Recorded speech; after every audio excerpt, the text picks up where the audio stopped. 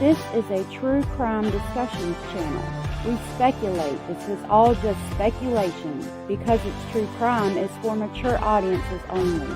There will be no children allowed, no exceptions. Everything on this channel falls under fair use. Please remember to like, comment, subscribe, and share. It's free. Hey y'all, how y'all doing this here day, this here Friday? It's so good to see y'all. I am so glad you are here with me.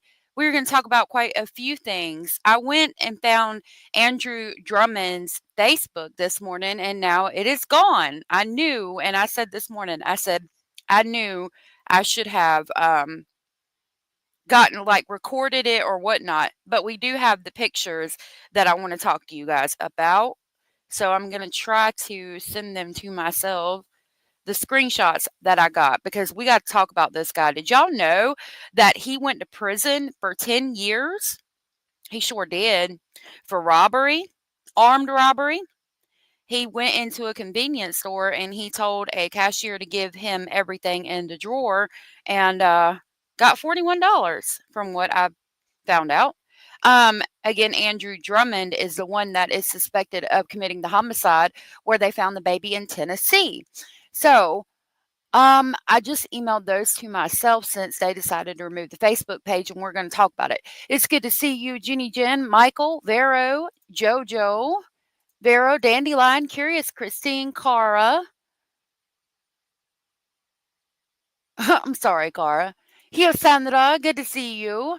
Bogart, good to see you. I'm glad y'all are here with me today. Thank you. Hello, Stephanie. Hello. How you doing? Roxanne, good to see you. Soups, Miss Scorpio Rising, good to see you.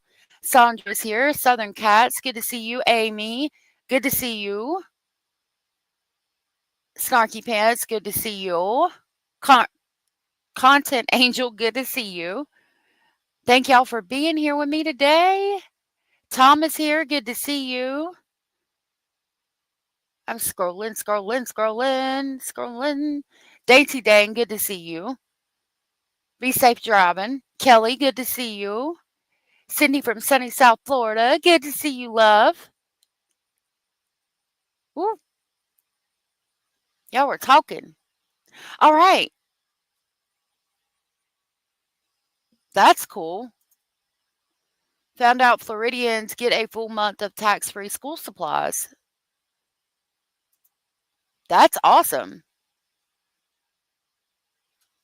Yeah, it depends on the state, which is why I'm having trouble getting stuff on Mr. Drummond out of Tennessee, because Tennessee does not like to give you information. So we're going to watch some videos about Mr. Drummond real quick, and then I'll tell y'all, we're going to talk about some things that I found out. Let's go do that right quick. Nope. We want this one. I think I put them all over here. Okay. Where did I put them?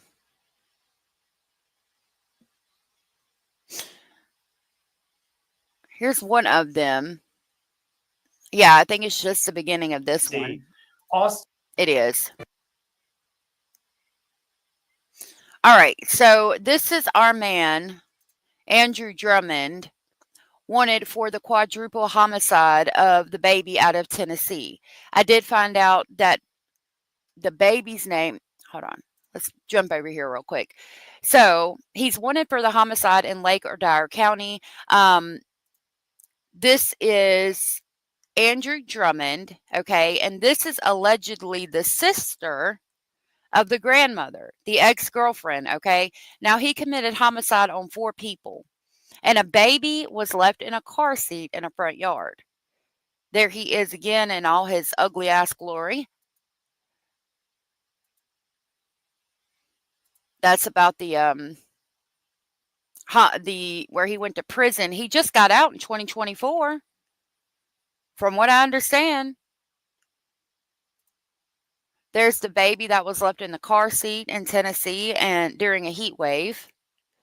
Here are 2 of our victims, Matthew and Adriana. That is the mother of baby. I think her name is Caitlin or Kaylin or something to that effect. And that is our murderer. Now, here we go. The girl that okay, so this is the mother of the baby, this is the dad of the baby, this is the uncle of the baby, and this is the grandmother of the baby, okay? Now, this grandmother right here, that woman you saw him in the picture with, that's her sister, allegedly. So there, that grandmother right there, that's her sister. This woman and the grandmother are sisters, allegedly, and this is his ex-girlfriend. Now, I saw that some of the charges included armed robbery. Here we go. He's on the most wanted list for murdering 4 people and abandoning a 6-month-old infant. Drummond served a 13-year sentence in prison for aggravated robbery and retaliation for post actions. He was released September 1st of 2024.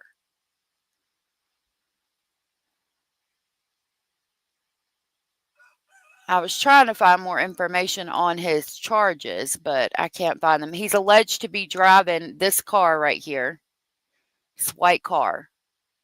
He is on the run. They are looking for him right now.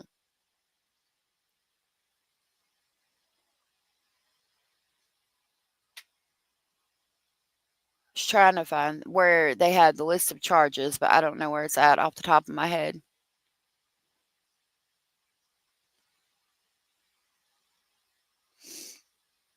Let's see. The bodies of 4 family members found Tuesday in Lake County just hours after a baby was found abandoned in a neighboring Dyer County. Hey.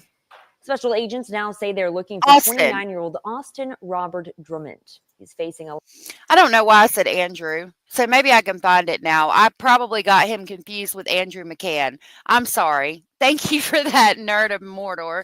Maybe I can find him now. I got confused. My head is going a million miles a second. Thank you for that. Thank you for that correction. Long list of charges, including 4 counts of first-degree murder and aggravated kidnapping.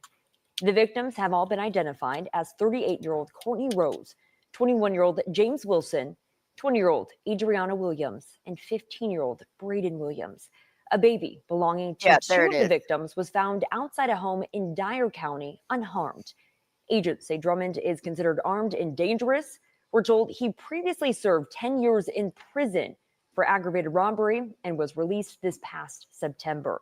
The TBI is offering a $2,500 reward for any information leading to his arrest. TBI joins an investigation into a quadruple murder in West Tennessee. This is all. Hold on a minute.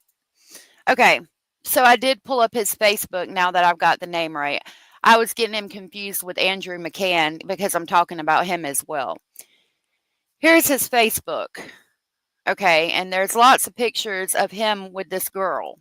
Now, that's the alleged sister of the grandmother of the baby that was found and one of the people he committed the homicide of. I mean, there's pictures of them everywhere. Right here.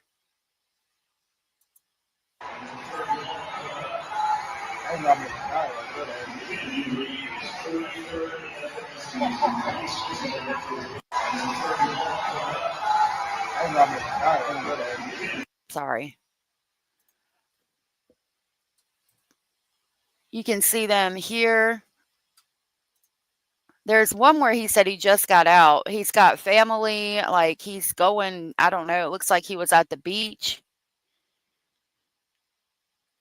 This is February 11th. And again, I mean, that's the sister. I guess that's some of his family.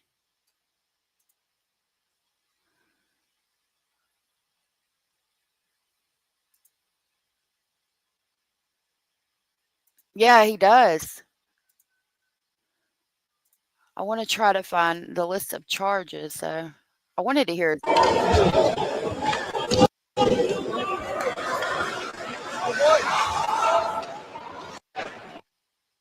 I wanted to see if we could hear his voice. What is this? Look, I'm sorry, but like, please stop making pictures where you put your middle finger up. Can we just stop? That's so immature. You look like a jackass when you do that. I'm sorry. Hey, indie girl. I appreciate that correction to the person. I know I've said it, but I do appreciate that correction because I'm getting all confused. I did hear that Andrew McGann, the Devil's Den killer, had court today. I'm going to see if we can find it.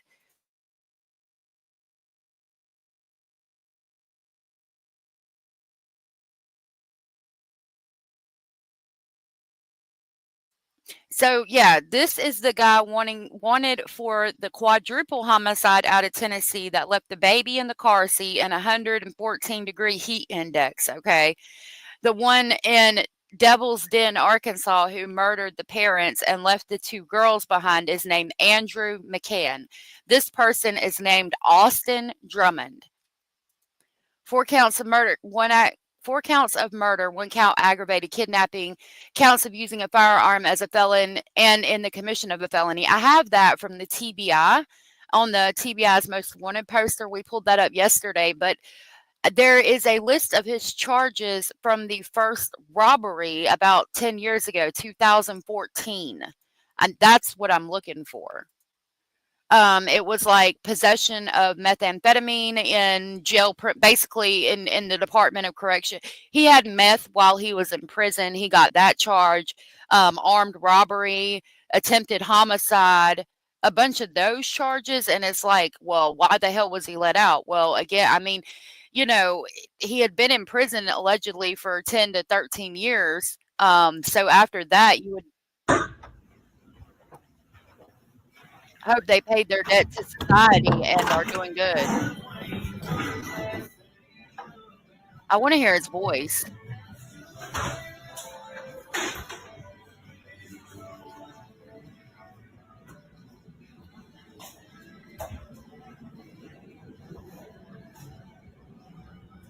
This is December 28th of last year, this past December, right around Christmas, right after Christmas. November 2nd, he put this, I guess that's a picture of him as a baby and then as an adult. Oh, really? Thank you. Thank you, Michael. It's good to see you. You shouldn't be getting out if you tried to kill someone in prison. I don't know if the alleged attempted homicide was in prison. It could have been for the robbery because he robbed her with a gun, but the methamphetamine charged appeared to be from prison. That's not his. That's just a video. First, see right here, September 7th, 2024, first week out. And there he is with his prison bag. Like, he legit just got out of prison. Happy birthday, Austin. 16, 17, 8. All of his birthdays, he was in prison. So that means this boy committed an armed robbery at the age of 15 or 16? Hold on just a minute.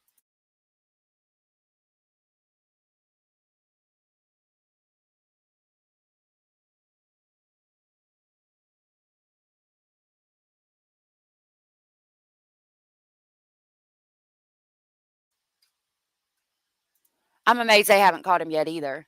He was literally drinking Ciroc vodka in prison with cellmates. I have no doubt about that. I have no doubt. So there he is, fresh out of prison.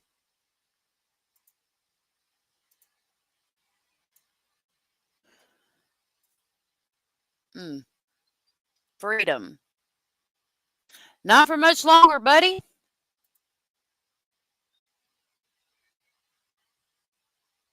Oh, there we go. Yep, that's definitely in prison. Oh, yeah, abso-fucking-lutely. It abso-fucking-lutely is. That's the bunk beds and they're hanging their laundry to dry. Okay. And we got hats in prison, too. When did they start letting them have hats in prison? Oh, wow.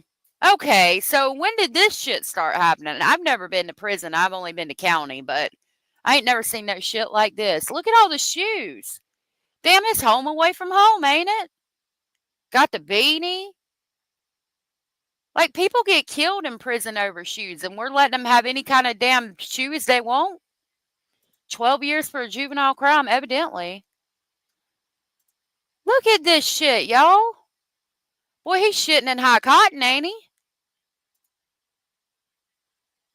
All the food, snacks on the shelf. When did prison start being like that? Look at God almighty damn. He's the damn connoisseur of all the ramen, ain't he? Look at all that shit. Boy, throwing burritos in his cell would be freaking amazing, wouldn't it? I don't think he'd be at the juvenile facility in this picture. Maybe, but I don't know. Shelf stocked with food. He was probably running a private store. Yeah, hell yeah. To have that much damn food? Hell yeah. That's how he got that damn Ciroc and the meth that he got charged with. Lord, I mean, what was he, the fucking man in prison?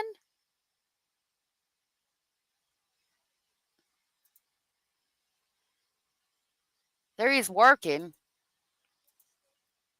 Look at this shit. You're not supposed to have the towel over the door like that because that's how people get killed. He's definitely running a prison. Stephen Stearns don't need to make friends with him. I don't want Stephen Stearns living it up like that. That's why he wants back in. Looks like some kind of loser king in there. He does. Look at this shit. Shitting in high cotton. Where, what, but, is this like photo edited on there? I'm assuming because they ain't supposed to have any kind of affiliation things. What is this a big ass bag of food? Where the hooch? I know you could tell. They got a motherfucking TV in there. Lord Jesus.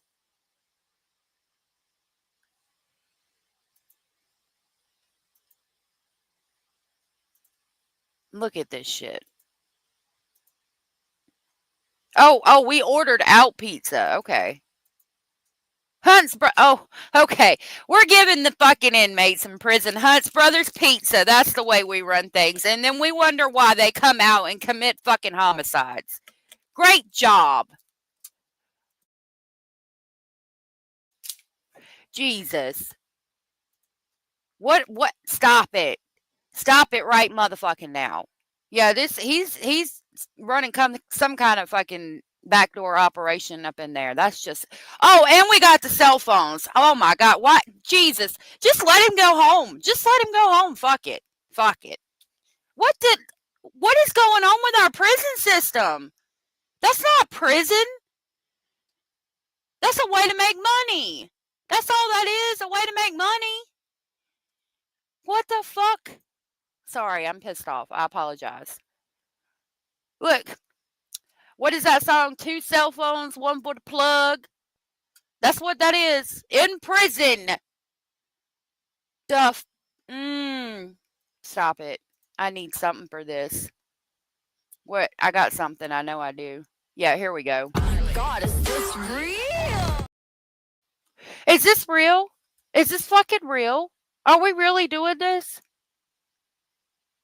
Really?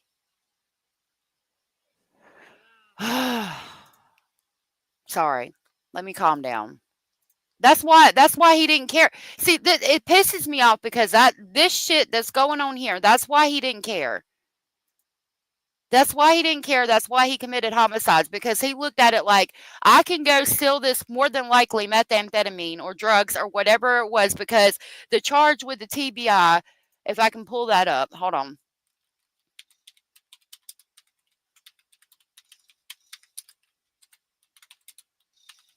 Hold on just a minute. Lord of mercy.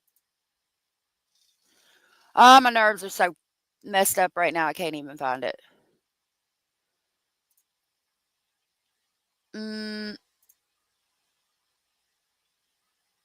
Here it is, right here. Now watch, right here. TBI agents obtained warrant for Austin Robert Drummond, date of birth 8/31/96, charging him with 4 counts of first-degree homicide, 1 count of aggravated kidnapping, 4 counts of felon in possession of a firearm, and 1 count of possession of a firearm during the commission of a dangerous felony. That is, he used a freaking firearm to rob somebody or to threaten somebody or something like that. Now, if I'm going to guess, I'm going to say he used the gun to try to rob them and then he shot them. Okay, now we're going to jump back over here. That's why he did this, because he said, shit, all I'm going to do is just go back to prison and live like a fucking king with the Ciroc and the meth in the cell and the fucking boots and the fucking pants and the fucking beanie and all the fucking food. Shit, I'll just go in there and make me some money. I can go steal this meth and kill these people. Fuck it. I'll go back to prison. It ain't no big deal. Look at the shit. How did he get this shit on Facebook? Somebody please inform me of that. I mean, I know that they have access to social media in there, and I get it. Okay, you do you, motherfucker, boo. But what the fuck is this? Like, phones in the fucking prison cell? In my fucking cell, I got my phone, I got my Ciroc, I got my meth, I got my food, I got my throw-in burritos. What you want, I got you. One for the plug, one for the fucking phone calls. What are we fucking doing? Hi, Heather. Please excuse me. I'm not usually like this. What is this? What the fuck is this? Like, this is why. This is why. Fuck it. I'll commit the homicides. It ain't no big deal to go back to prison. I'm fucking pissed.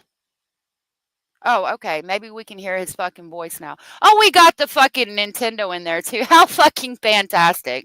Okay. Nintendo Switch. Okay. In prison. Playing fucking Grand Theft Auto, Vice City. Why? What is our prison system for? Jesus. Don't you post a religious video. Here we go. In the cell. Stay on task, Mirage. Prime, you gotta learn how to relax, my man.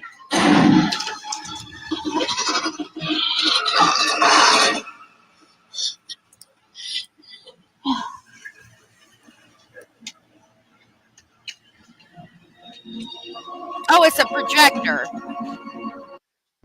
Yeah. It's just groupies over here. It's a fucking projector. Oh my God. What is it? We got the Roku?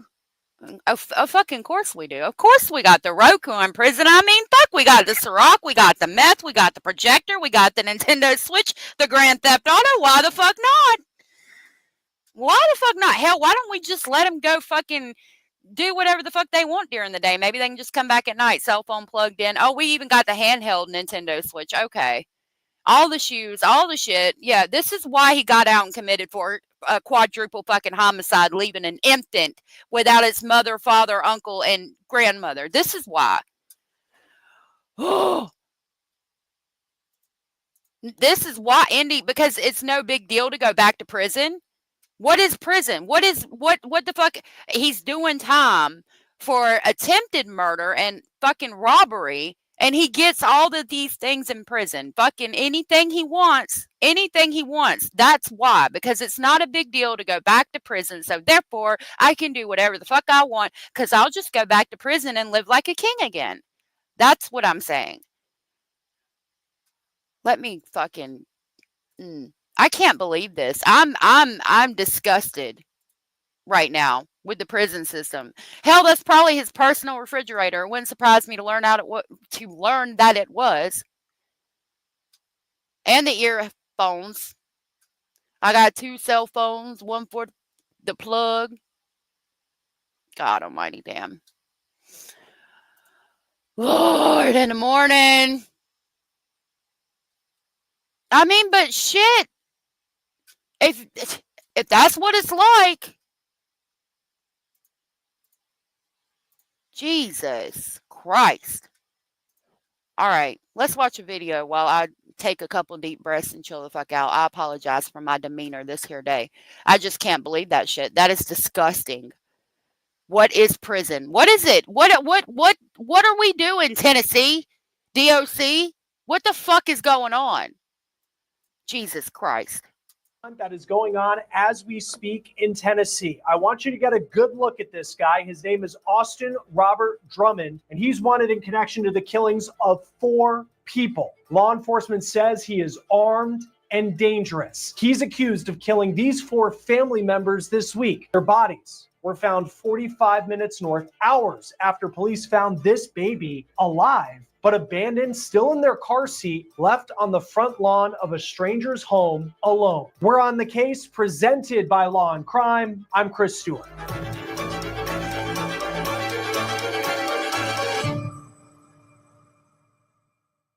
We are following a developing story right now in Western Tennessee related to a mystery that has been unfolding in that state this week.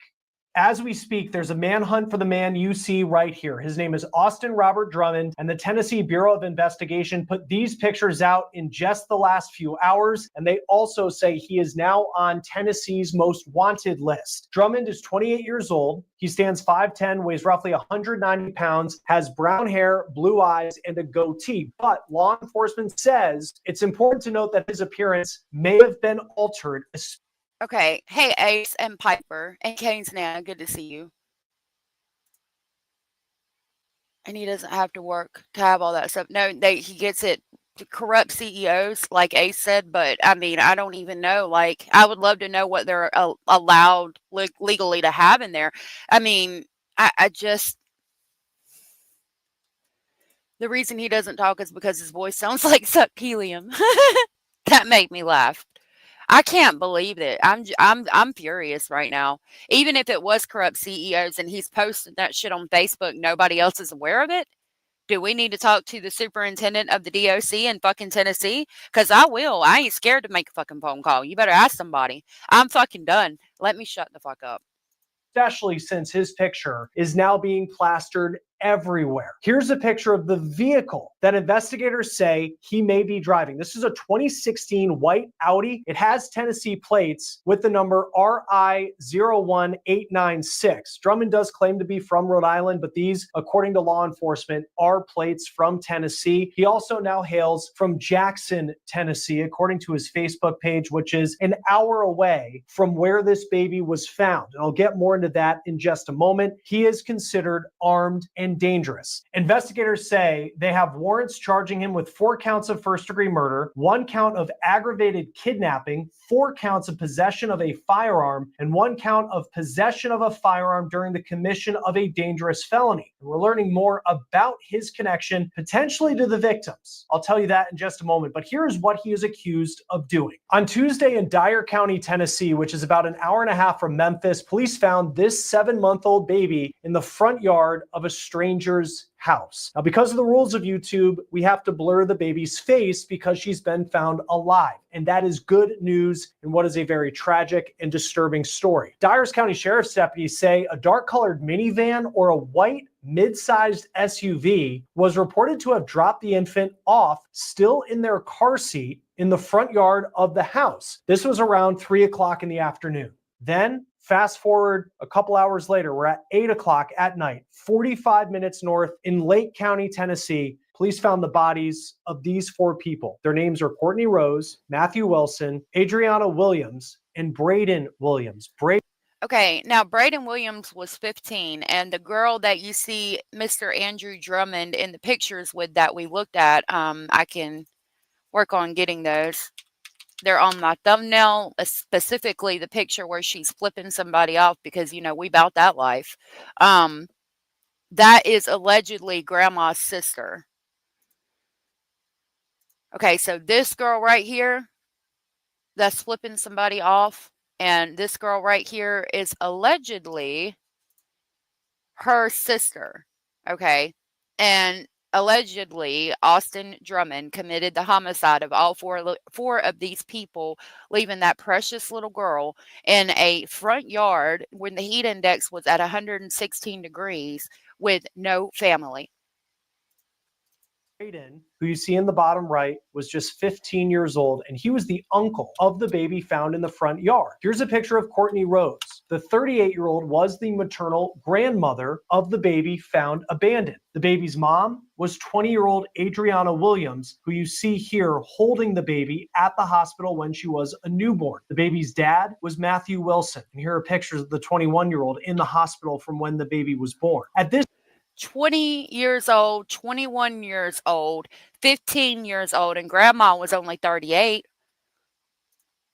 point, investigators have not said the cause of death for the 4 family members, but again, this is who they say is responsible, Austin Drummond. As far as Drummond's connection to this group, we did notice on Facebook he is friends with Adriana Williams. That's the 20-year-old mom of the baby. And we're also Now, allegedly, they're saying that the girl in the pictures is grandma's sister. I don't know. I can't verify it. I haven't done a family tree.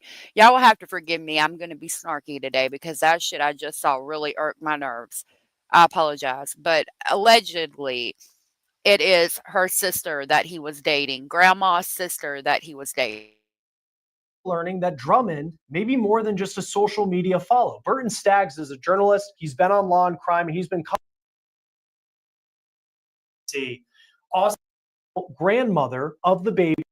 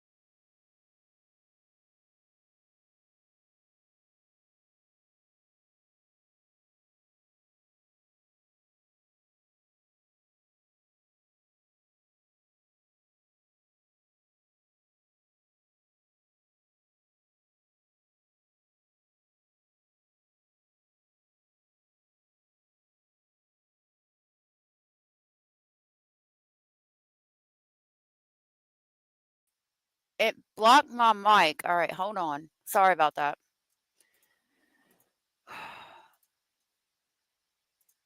Was 20-year-old Adriana Williams, who you see here holding the baby at this group. We did notice on Facebook he is friends with Adriana Williams. That's the 20-year-old mom of the baby. And we're also learning that Drummond may be more than just a social media follow. Burton Staggs is a journalist. He's been on Law and Crime, and he's been covering this story on the ground in Western Tennessee. And here's what he is reporting as the connection that Drummond has to the people who he allegedly killed.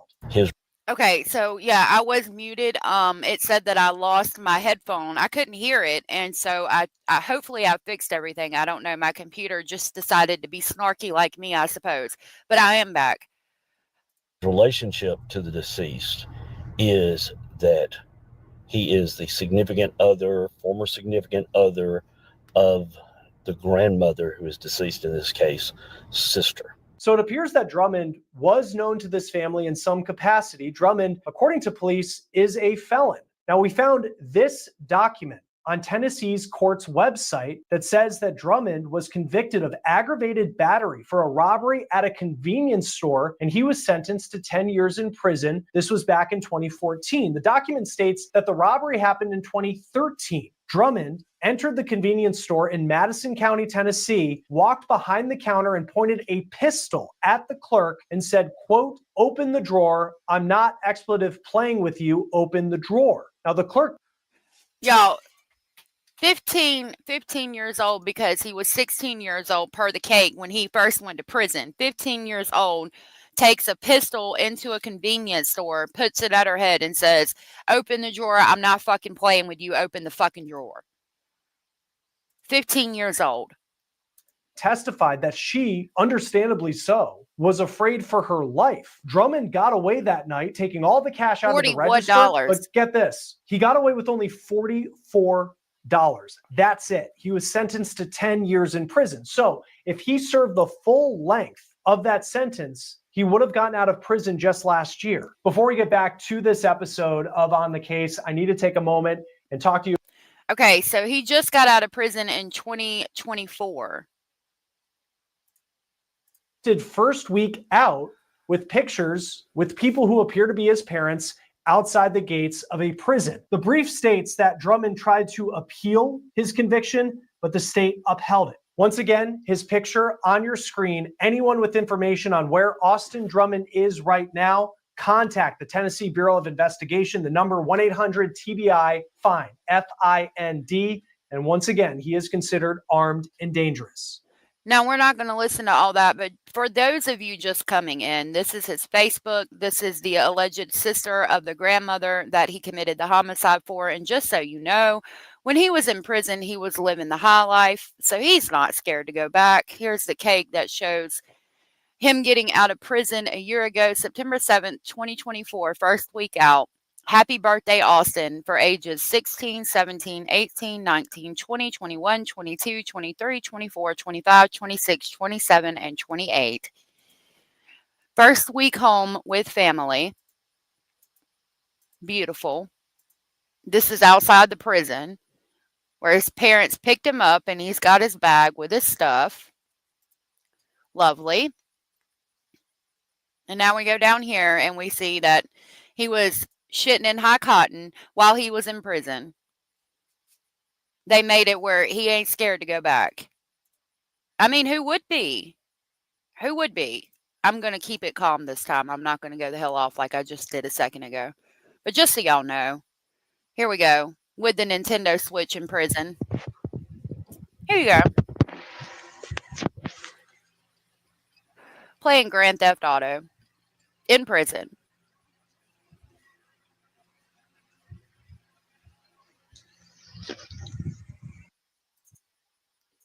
And then over here, we got the projector.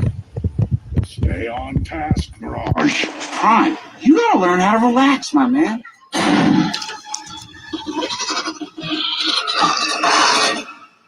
Projector. It's a projector. In prison.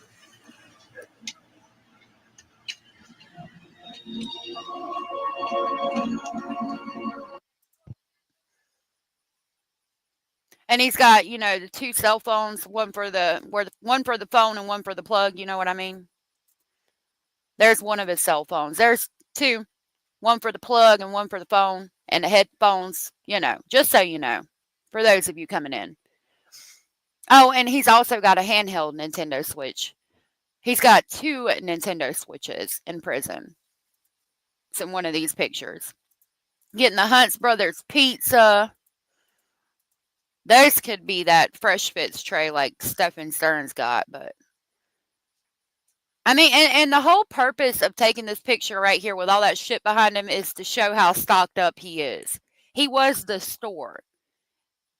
When you run a store like that, just from being in county, I've never been to prison, but like you're the one that has all the food and shit.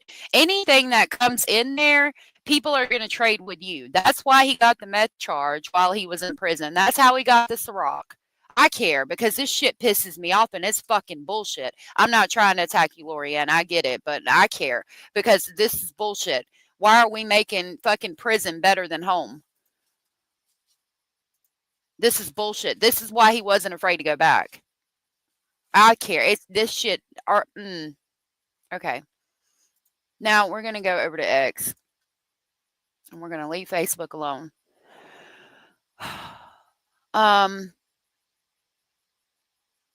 There's a few things on here. Oh, what is this? Andre Hill. Oh, that's something else. I was looking for the charges while he was in prison.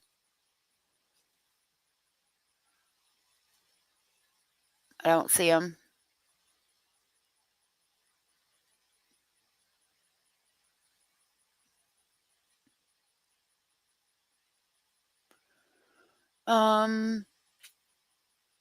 Okay.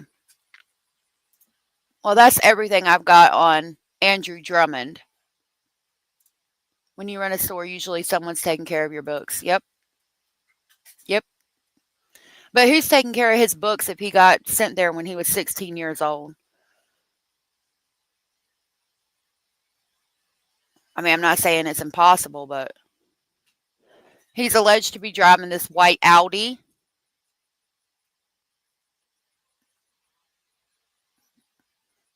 Killed a family, annihilated a whole entire family.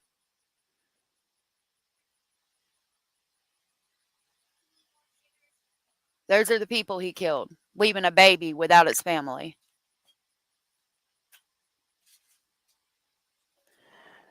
All right. I will pull up the TBI poster real quick again so we can share that before we go on to Devil's Den.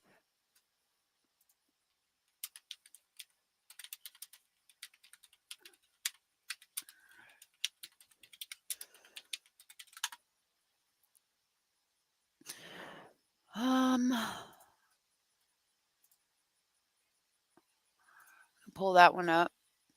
So this is Austin, got it written down. Austin Robert Drummond. He's wanted for 4 counts of first-degree murder, aggravated kidnapping, possession of a firearm during the commission of a dangerous felony, and possession of a firearm by a convicted felon, which tells me that he was probably trying to rob them. Oh, thank you, SD, for the super chat. I really appreciate that. That was so very sweet and supportive of you. SD said he got the money, etc., from smuggling drugs into prison. It's very possible. Hey, Monica. Yeah, probably. He was out of prison for about a year. He got out September 2024. Actually, not even a year. Not even a year. The reason to have all that food, basically loan shark in prison. Yep. Especially the newbies before they have time to order canteen, offer newbies or people bad with money 3-to-1 to 5-to-1 rates for food now. Yeah.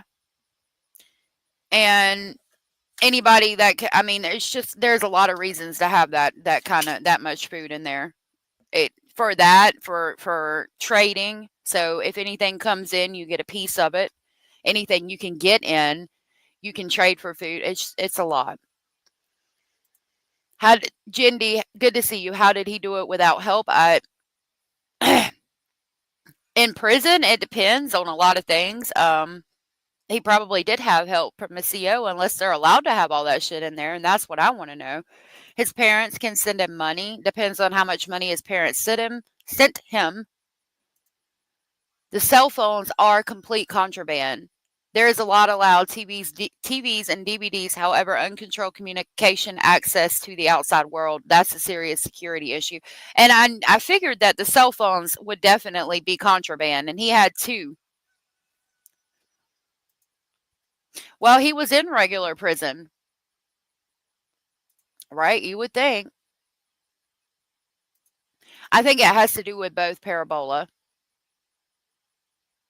Yeah, it does, doesn't it, Lori? It looked like a halfway house, not a fucking prison. Okay. So now we're going to switch over. Oh, I think he did if he had a firearm and they didn't. But, maybe somebody helped him. I don't know. They're saying that there could be more than one suspect, but they're not really sure right now. Okay, now we can switch over to Devil's Den. And this one, Devil's Den, he could face the death penalty for what he did. I know some of you had asked about that, so in just a few hours, the man arrested. Oh yeah, and I'm going to see if we got his going to court this morning. Using a drone to deliver drugs to the prison or out in the world. Hey, these nuts. I hope you have a wonderful weekend. He was prison rich. Did you hear that he was using a drone to deliver substances? That's how they do it in the prison yard, but I didn't know about out once he got out. From what I've heard, anyway. Flying drugs into prison. Oh, yeah. Okay. Makes sense. Hey, Chuck-a-Legs. That didn't look like any jail cell I've ever seen. Yeah, right. It didn't look like one I've ever seen either. Wow. Yeah, that's what I've heard about them using drones to deliver drugs. They'll fly them over the yard and drop it in the yard, and then somebody will go grab it for the person. But there's a lot of extortion and uh, I don't know. That shit irks my nerves. The thing that irks my nerves about it is like if the CO's, I mean, it's not that hard to see that he has all that shit in his cell. He had the towel covering up his cell window. You're not supposed to do that. You're not allowed to do that. So, I mean, and it's not that hard. All you got to do is watch the people in the jail where they're all hanging out and where they're going. All the other inmates where they're all hanging out, where they're going during the day and where they're at most of the time. And that's you're going to be the person who's running shit in there. I mean, it's really not hard to figure out. Yeah. I ain't even, yeah. Mm-mm. That's what I'm saying. I want to know why he's living like a damn king. All right. So now we're on Devil's Den suspect. He could face the death penalty in Arkansas. Thank goodness. I'm going to work on finding where he went to court today. In just a few hours, the man arrested for killing a couple at Devil's Den State Park in Arkansas is set to appear in court. And authorities are now saying the suspect admitted to the fatal attack. Our suspect's DNA has been a positive match to the DNA that we suspected to belong to our suspect at the scene. During an interview with investigators, the suspect indicated that he did commit these murders. I can tell you that we have no reason to believe that there was any known association between our suspect and our victims. There's nothing to indicate that at all. It appears to be a completely random event. Police also revealing that father, David Brink, was attacked and killed first. While his wife, Kristen, led their two daughters to safety, she then returned to try and help her husband, where she too was murdered. Fox News contributor and criminal defense attorney Donna Rotuno joins me now.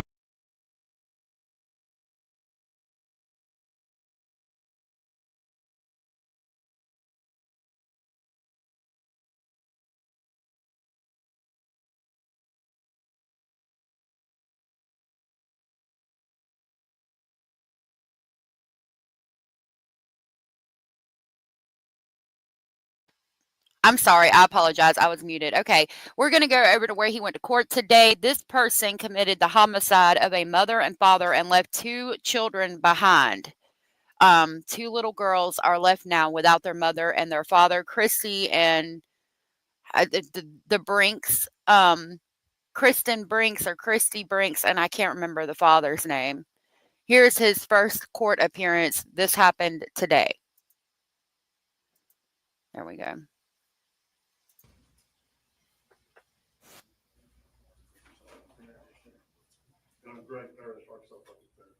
All right, very good. You are Andrew James McGann.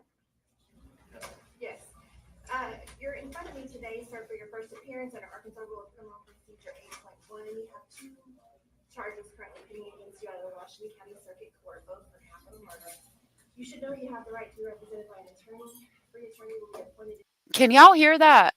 Because if you can't, I'll tell you what it's saying. There was 3 children, but 2 children were left at the park. Clinton was his name. Christy and Clinton Brinks were killed at Devil's Den State Park last Saturday. And Christy saw the father being attacked. She got her 2 daughters that were with her to safety and then came back to help the dad. There is 3 daughters, but there was only 2 daughters at the Devil's Den State Park. Okay, since y'all can't hear it, I'm going to back it up and try to tell y'all everything they're saying. Hold on. Stop it. Okay, hold on.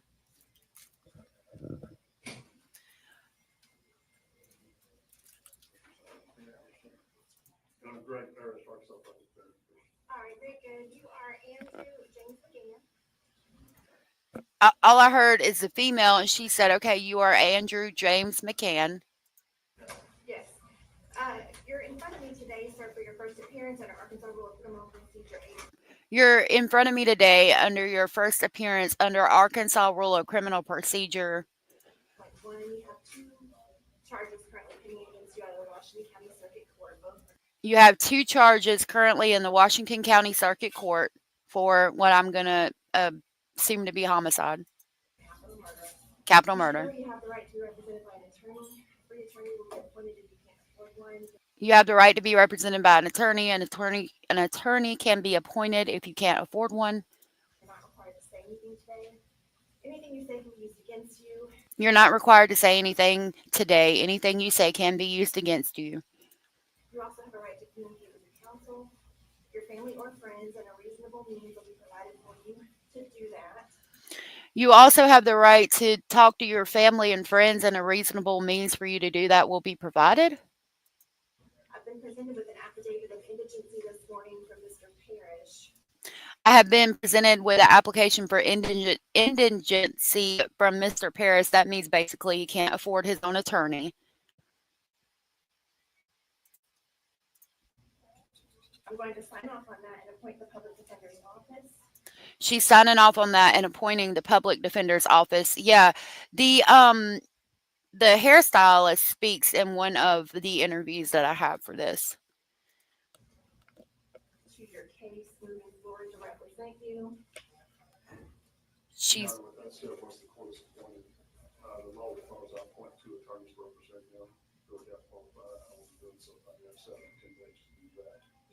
I can't understand what he's saying, but basically they're talking about the public defender's office is going to represent him.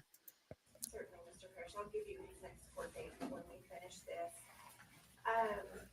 The bond is set at no bond. The bond is set at no bond. Right now, with your next court appearance for August 25th of this year at 7:45 a.m. The next court appearance is going to be August 25th at 7:45 a.m. That's going to be your arraignment date at the detention center. And that's going to be in the detention center, so probably via Zoom. There's been a finding made that probable cause exists for detainee that was made by a judge previously.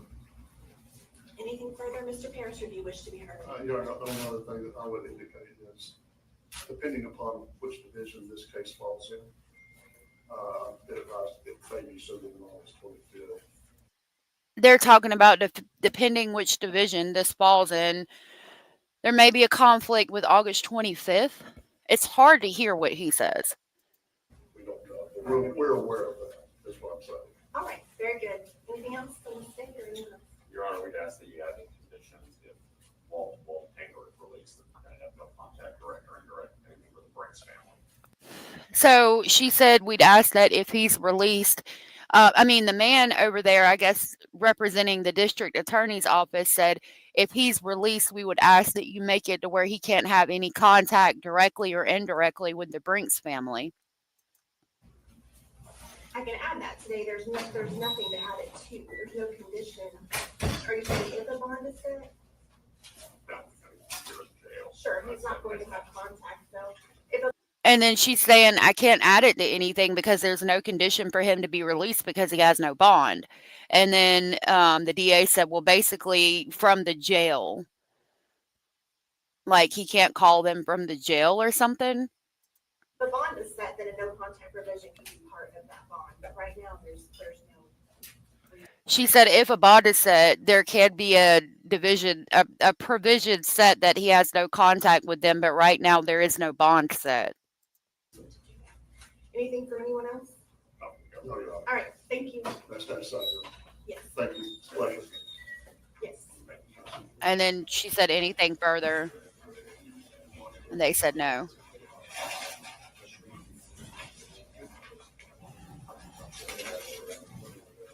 Yeah, it is really disturbing. Evidently, parabola.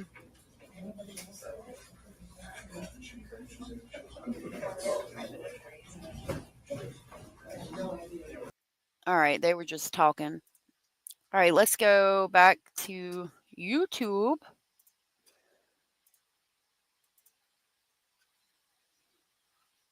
Okay. Now, Donna, thank you so much for joining us. What a horrific story here. So we have a confession and a DNA match. We do not have a motive. And as you just heard, investigators do not believe that this suspect knew this couple. So do you think that this was a random act of horrific violence? Good morning, Carly. It definitely appears so. I mean, here we are watching this. They seem to have made a very swift arrest. The investigation seemed to proceed very quickly, and there's been absolutely zero indication that these parties knew each other in any way, shape, or form.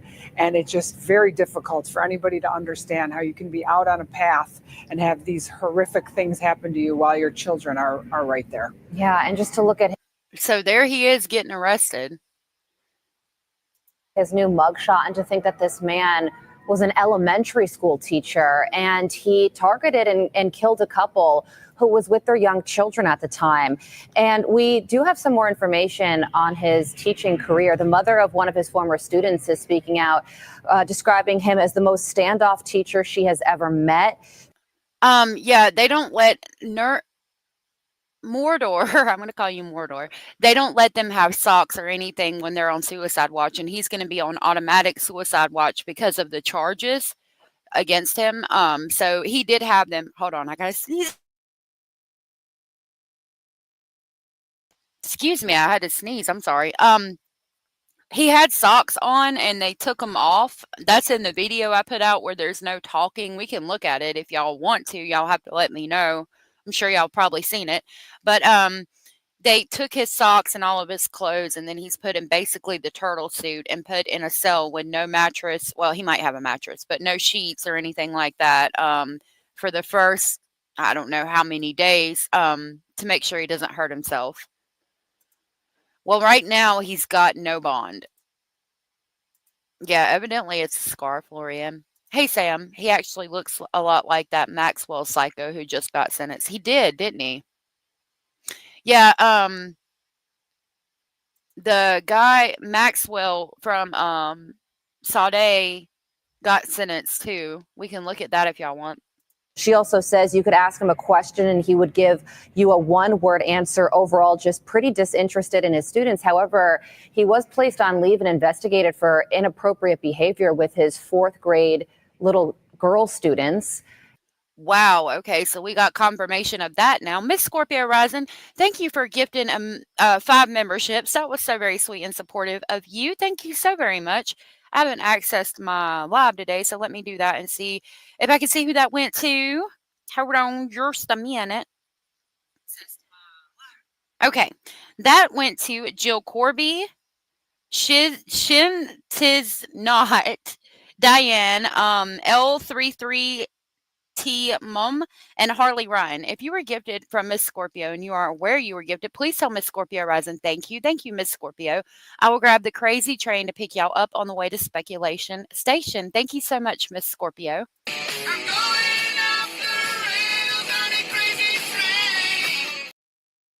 I really appreciate that. Thank you so much.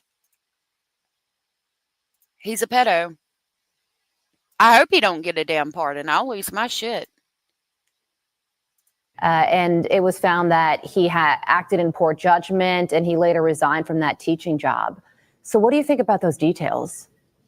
You know, I think those details let us delve a little bit deeper into maybe his psyche or his, psychological state or where he was. I mean, you can look at photos of him and he looks definitely standoffish or detached in the photos that we have seen. I, of course, am no doctor, but just in looking at him, I think there's a vacant look in his eyes. And, it's sort of reminiscent of what we just saw in Kohberger.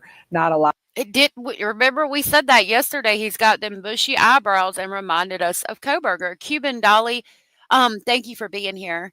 He is creepy, isn't he, Monica? Missy B, aw, you're welcome. I'm glad you were gifted. Nice to see you. Carolina, I saw that you came in. Good to see you. That look is formerly referred to as Manson lamps. Really? I didn't know that. Maxwell. Statement at the sentencing was almost more atrocious than Stern's. What? We're going to watch it. We're going to look at it. So this says James Andrew McGann, Arkansas's double homicide suspect. He's got 2 counts of capital homicide. Possible sentences are death or life imprisonment without the possibility of parole. Yeah, when you see them bushy eyebrows run like hell, I'll tell y'all, I might go out to Arkansas for a little while, and if I'm able to go to his court appearance, I'll try to go. If I go to Arkansas, it's kind of up in the air right now. Psychic Amelia. Oh yeah, we figured that one out yesterday, but I don't know. Yeah, he's been a teacher. He was licensed in Oklahoma and Texas, and he was about to start teaching in Arkansas. Lot of feeling, not a lot of emotion. And so, I'm wondering if we're going to find out that there is a history there of possibly disorders and or diagnoses. But it's awfully horrific to think that this could happen, especially someone that spent a significant amount of time around young children. Yeah, that's right. And people are making the links between him and Brian Kohlberger, and you can see why. Also with the stabbing nature of the deaths. So the investigators identified McGann as a suspect and then caught him at a barber shop about an hour later. And one of the investigators said that everyone speculates that there was a lot of thought that went into this to conceal his identity. But on the other side of that, he was very sloppy. And now they're saying that they're going to give the jury the option to sentence this suspect to the death penalty. So what happens moving forward?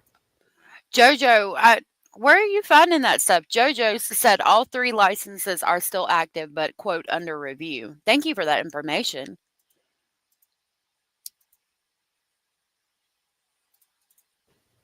Well, in terms of states where the death penalty is available, again, I said this during Kohlberger, if your state has the death penalty, what other time is it more appropriate to use than in a case like this? I mean, this is just absolutely horrible. 2 children watch their parents, die, basically.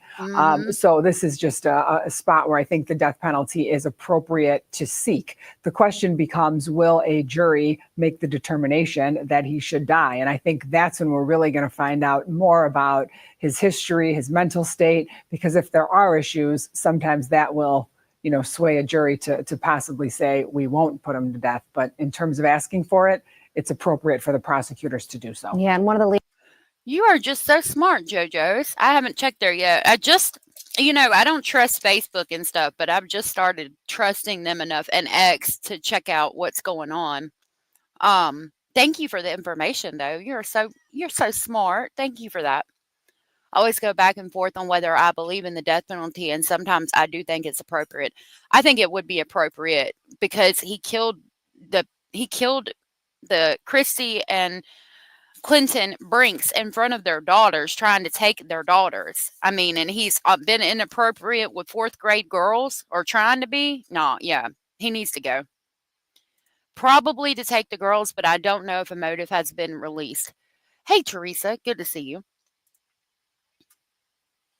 I believe in an eye for an eye, too. Hey, Hannah. Death penalty is just used as a bargaining tool. Let's be real. He won't get it. He'll plead out. Probably. Yeah, they should, because they'd get off. Investigator said that in all of her 27 years, this is one of the most heinous attacks and crimes that she has ever witnessed, especially given the extreme random nature of it. Horrific story. Donna Rotuna, thank you so much for joining us this morning. I don't know. He might plead out. Again, after looking at what happened with Stearns, but first, it's concerning. I mean, Stearns and Brian, they've all been getting off so easy. It's real concerning. I do believe in karma. His name was originally wrong, though. It's not James Andrew. It's Andrew James. See, I've got it written down as James or Drew Andrew McGann. Interesting. Well, Edith, he could have become a teacher before he did any of these things. That's how they get away with things like this. They'll not have committed any crimes, just like Mr. Brett Italiano at Maddie's school, the chorus teacher. They don't have any criminal records previously, and then they do something, and that's when they get caught. Yeah, they do background checks, but he probably had not been convicted or, it probably wasn't in his background check that he had ever done anything before. Suspect in custody. After a days-long manhunt, police have arrested the man accused of stabbing and killing a couple in front of their young daughters. It happened at... So, yeah, Vero, they just said it was actually 4th grade girls in Texas that he was being inappropriate with. So I think it was to snatch the girls as well. Devil's Den State Park in Arkansas on Saturday. Here's the suspect, 28-year-old Andrew James McGann. His profession? Elementary school teacher. That's Now, I did play this because I wanted to see. It said that they got DNA and he admitted to the killings. So I wanted to see what they said about it. right. He has no criminal history, but now he is charged with 2 counts of capital murder. Police arrested him yesterday at a beauty salon, of all places, in Springdale, only about 40 minutes away from that state park. His DNA reportedly matched DNA that was left at the scene. And police say he also admitted to killing those parents on Saturday in what appears to be a completely random act. So he admitted to the homicides, and it appears to be a completely random act. Oh, man, Missy. I'm sorry. I've never liked male teachers, but I mean that I shouldn't be like that because there's some really great male teachers. Like in high school, I feel like it's different, but elementary school, if there was a male when my kids were in public school, I would kind of look at them kind of weird, but that's just, probably me. They had some great male teachers. So, I don't know. It's always weird to me as to why a man would want to. I mean, there's a lot of reward in it, I suppose. I just get really precautious with men around small children. I don't know. I'm just weird like that, I guess. But it makes me nervous for all of our schools because we hear about Brett, who was the chorus teacher at Maddie's school, and then this guy. But to be fair, that's only 2 schools. I'm sure if we added all the news stories up, we could say maybe about 25 schools out of the whole United States in the past 6 to 9 months. And there's a school, there's like at least 5 or 6 schools in every county of every state. So you don't think it's random? Also, he had blood on his face when he left. They think the dad gave him a bloody nose, and that's probably the DNA they matched. I would think it would be blood. It could possibly be saliva, but that would be harder to find out there in the woods, like on the ground. I do believe it was blood they matched the DNA with. He changed his first name to apply for his latest teaching job. Oh, wow. That makes sense, Tom. Yeah. Schools, Disney, so many places, the mall, stores, kids, friends' houses, paranoid. And it's like, are we being paranoid or are we just being protective? You know what I mean? I mean, I want my kids to experience everything that they can and enjoy going places and things like that, but I'm paranoid too. I really am. And I don't want to deprive them of anything, but don't want them to be hurt either. So it's a thin line there. We have no reason to believe that there was any known association between our suspects and our victims. There's nothing to indicate that at all. It appears to be a completely random event. And Clinton and Kristen Brink are being hailed as heroes for protecting their girls. Their 7 and 9-year-old daughters weren't harmed in this attack. And today, police shared new details on how it tragically unfolded. So the information that we have is that the husband was attacked first. The mother did not return all the way to the car with the kids. We believe that the mother took them to safety and then returned to help her husband. I want to bring in right now one of the best. So the mother got the girls, but got the girls away, but not all the way to the car, and then returned to help her husband, and that's when she died. I did just drop their GoFundMe. They raised $59,185 out of a $70,000 goal. And I'll read it to you real quick. This is the GoFundMe for the Brinks. It says, many of you have heard the horrific tragedy that took place at Devil's Den State Park in Arkansas yesterday. So this would have been done Sunday of last week. During an outing with his family, Clinton Brink, the son of my dear cousin Carrie, and his wife Kristen were taken from us. He was a son, a brother, a nephew, an uncle, a cousin, a loving husband to Christy Brink, and an amazing father. Clinton and Kristen were loving parents to their 2 precious daughters. It looked like there was a third one, but I don't know. Devoted to one another, devoted to their girls, and devoted to God. Their lives were stolen senselessly and cruelly. We want this individual caught and prosecuted to the fullest extent of the law. He robbed those precious girls of their mom and dad, a mother of a son, a mother and father of their daughters. We are kindly asking if you can please help us to raise funds to lay Clinton and Kristen to rest and to help these 2 little girls with whatever they may need. Whatever you can donate will be greatly appreciated by Clinton and Kristen's entire family as we navigate the grief, devastation, and shock of this tragedy. Our hearts are broken and lives forever changed. With grateful hearts, we want to thank you for your continued support as we navigate this new reality. I wanted to share that real quick with y'all. We'll go back to this. I don't think we necessarily need to hear the man talk. Let's go to the hairstylist and what she had to say. No. Live from 5 News, this is breaking news.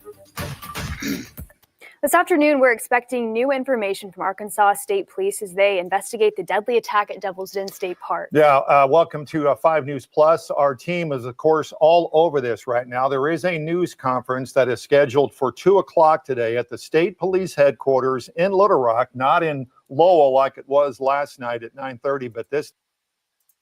JoJo said it was at the Donald Elementary School, his first, quote, real, unquote, teaching job, where he was a 4th grade teacher and there was SA allegations, and they let him resign and said it was for something else, which is sick. Hey, Abraham. There are a lot of women teachers that, yeah, you're right about that, Sandra. There are. I think he cut himself while he was stabbing them, so some of the blood at the scene matched his blood, which ties him directly to the crime. Yeah, they said they had DNA, and I'm thinking it would be blood. Wasn't it the female intent? Yeah. Yeah, there's actually 2 stories. There was a newer one that came out where a teacher was pregnant by her student. The first one that came out, I saw in a Lifetime movie when I was really young, and evidently they're still married probably to this day. She was in a domestic violence situation and fell in love with her student. I don't know. But there's another one, too, that was impregnated by a 13 or 14-year-old student. It was really bad. That one was more recent. Hey, Julie. I hope you have a good day, love. SD said, it's disturbing that the school district let him resign and never reported the incident to law enforcement. It is. Trying to keep it under wraps and protect the name of the school, probably, but at what cost, because if something had happened, if something had happened then, maybe this would have been stopped. She's dead. The one from way back when. That's sad if she is. Abraham said this was definitely random, but both the victims and the perpetrators were new to the area. Are you talking Jojo, you better get some sleep. Are you talking about the original teacher who slept with the student, Lorianne? Oh, she died of cancer. Oh, man. Well, that's sad. Thank you for letting me know, though. But, I mean, evidently they had a really long and loving relationship. I don't know. Anyway, here's what the hairstylist has to say about the Devil's Den suspect. Time it'll be down in Little Rock. We'll, of course, bring that to you live. This all began last night with a post from a stylist at a salon that thought at the time had taken video or was cutting the hair of the suspect. We went out and visited with her earlier this morning. We're going to hear from her coming up here in just a few minutes and get an insight as to what she was going through last night, especially after she posted that video to her Facebook page. Yes, and of course, police now have confirmed that they did arrest him at that salon. Here's some of the latest information we have right now. We have the latest mugshot of 28-year-old Andrew McGann. As we know, he was arrested around 5 last night at that. If a man approached me looking like that, I would have automatically thought something was off. If somebody walked up to me with that face right there, I would have been like, what the hell is this? What is going on? What are we doing? And the one people who were able to identify him and gave the sketch to police said that he was acting kind of awkward, looking kind of creepy. Remember, he was wearing a long sleeve black shirt with the sleeves rolled up. He had a book bag and a duffel bag and just, in a damn heat wave. Good Lord. Really? I hope they got him, Connie. I'm going to look for it. Thank you for that information. I would instinctively not turn my back and try to get away if I saw that look. Yeah, exactly. 4 people killed in Montana. Shooter on the run at a bar. At a bar? Lord, it's 3 o'clock in the afternoon here. It's earlier than that in Montana. He's a poster for her salon. I don't think she got to finish the haircut. Hair salon in Springdale. He's in the Washington County Jail without bond, facing 2 charges of capital murder. Now, right now, we're learning that he was most recently a teacher in Sand Springs, Oklahoma. He was actually set to start as a teacher at Springdale Public Schools this year. Our reporter Kayla Davis is gathering information right now from the neighborhood where McGann was living, new to the area. She's told us neighbors saw a police presence at his home for several hours last night. And we can tell you that when she visited the neighborhood, that there was a couple of folks that she was trying to interview. They would not go on camera. That he did live at the address there. Confirmed a huge police presence from 6 o'clock until 11 o'clock last night. And so what we're seeing here is the news video from the salon where the arrest was made last night. Here's what the stylist had to say after what happened last night. I want to start off first by saying my condolences to the Brink family. My thoughts and prayers are with you all. I couldn't sleep last night thinking about them. And they'll always be in my heart to imagine those little girls. Oh my God. She's so pretty, and that's so sad. I'm looking for the press conference. I don't see anything. I see that Clutched in Pearls has it up, but it's not the press conference yet. He's just talking about it. She does, but I like that. I love that hairstyle. She does, but it is cool. I like that hairstyle. She is tore up, though. I mean, she is so sad. Could you imagine being her and just giving somebody a haircut and then finding out that that's, who he is? Yeah, Miss King of Anything, he probably didn't look that evil when he was out there in public. I mean, we saw the video of him being arrested, and he's got a nice shirt on, a nice pair of slacks. So he probably didn't look that scary. She does, doesn't she? And she's so heartbroken. When I saw him, he looked pretty normal. Something did feel off about him. I noticed I was in the break room heating up my food for lunch, and I noticed a black car pulled up. The doors open, so I would see who would pull up. I came back up here, and I noticed the guy just standing over here. As soon as I saw him, something fell off about him. He looked pretty scary. He didn't look like he was okay. He was very timid. He was always with his head down, long hair covering his face. So that tells me that he was very nervous about hold on, let me back that up. He was very timid. He was always with his head down, long hair. Okay, so he's probably nervous because that sketch has come out showing what he looks like. So he's going to hold his hair down and have his hair covering his face. I wonder what kind of haircut he was going to get, and was he trying to cut his hair so he wouldn't look like trying to change his appearance, basically. And unfortunately, a lot of times people who hurt children are very timid. They want to appear very timid and very afraid so that they are kind of, children gravitate towards them easier. They're easier to approach by children, which is one thing that I've seen, because Stephen was like that. He appeared very timid, very quiet, very standoffish. And this guy did too. And I think, again, that if I had to speculate, I would say it's because they want to appear approachable by children and things like that. So that's a marker of their personality. He didn't. Roxanne Austin didn't. Yeah, it's like 10 a.m. in Montana, something like that. It's early to be at a bar. But I'm sorry for those people who were murdered. That's horrible.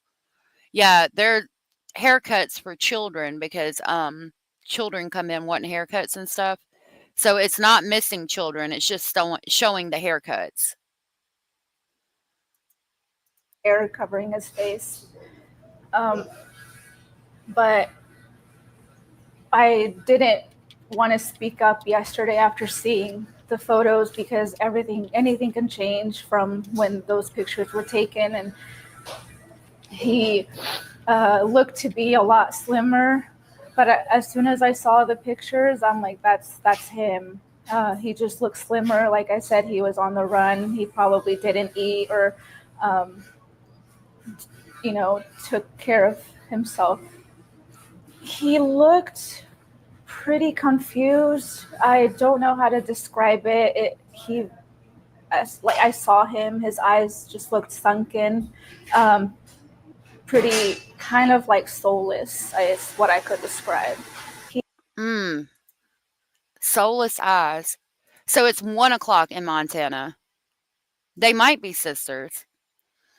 Let me know if y'all see that press conference. I'm not seeing it anywhere but on that one channel. And when I hover my mouse over it, he hasn't started. He's not showing a press conference. A press conference. So I don't know. Let me know if y'all find it. I'm gonna keep looking. He didn't want anything cut from the top of his head. He wanted to hide his face. He just wanted a fade on the sides.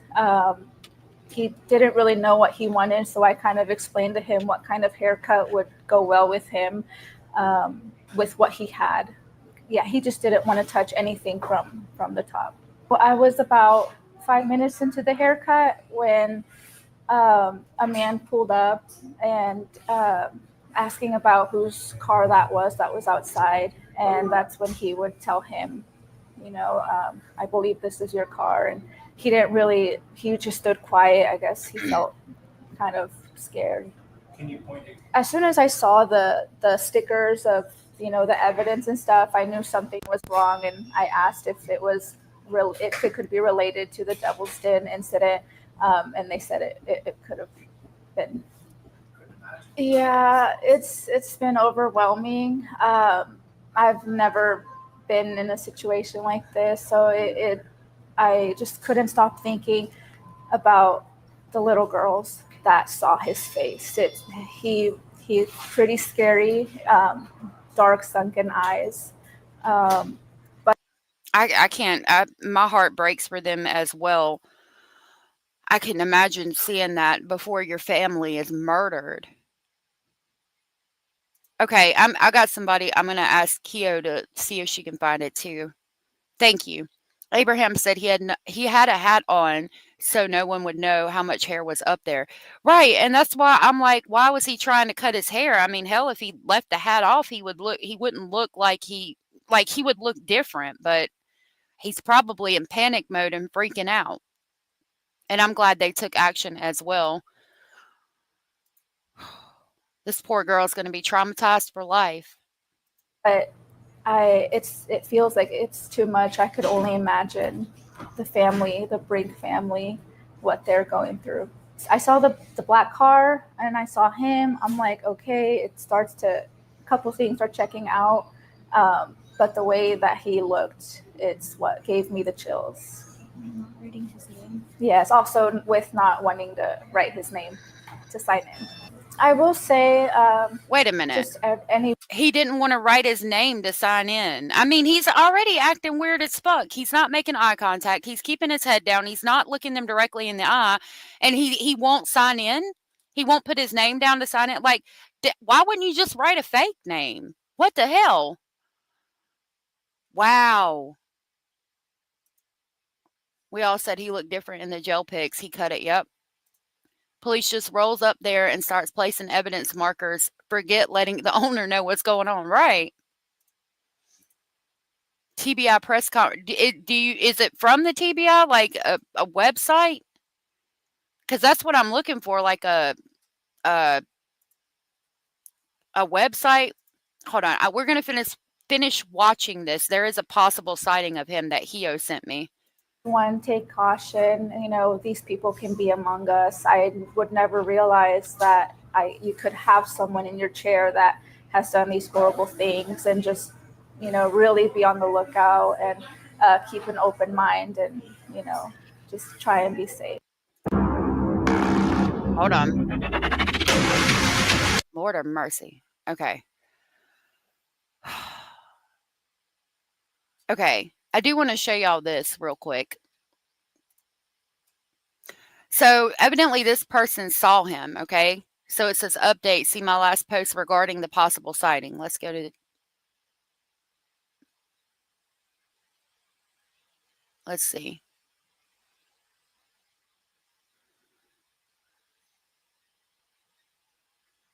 Well, where's the last post? Okay. Well, there is no last post evidently, but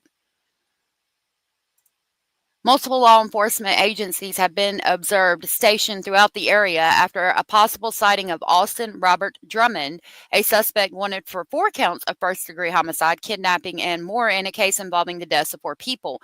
Drummond, 29, is considered armed and dangerous and is believed to be driving a 2016 Audi A3 with Tennessee plate number RI01896. The car has damage to the driver's side. He's 5'10", 190 pounds, with brown hair, blue eyes, and a goatee, though his appearance may have changed. If you see him, do not approach. And then there's this up here. I went to Britton County Sheriff's Office to seek clarification on the sighting of Austin Robert Drummond, and the resident called in a spotting who they thought was him. Naturally, this put law enforcement on high alert and explained the heightened police presence that I personally observed.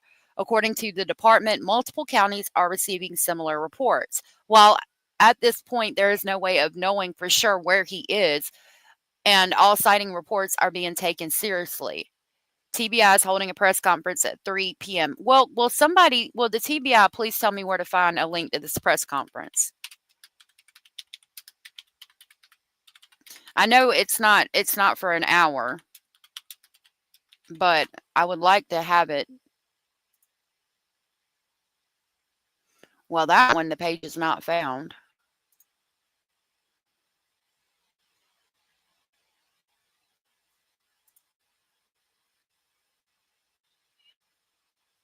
This one, it says page not found. Woo, look at that. Man accused of driving stolen vehicle, threatening deputies. Boy, he's a looker, ain't he? We'll find it. Don't worry your pretty little heart about that. We'll find it. No, we're jumping back and forth. Let me go back to Devil's Den. Okay, so I do have this talking about where he was a teacher. Where I'm trying to find the presser on Austin Drummond, because that's the whole thing.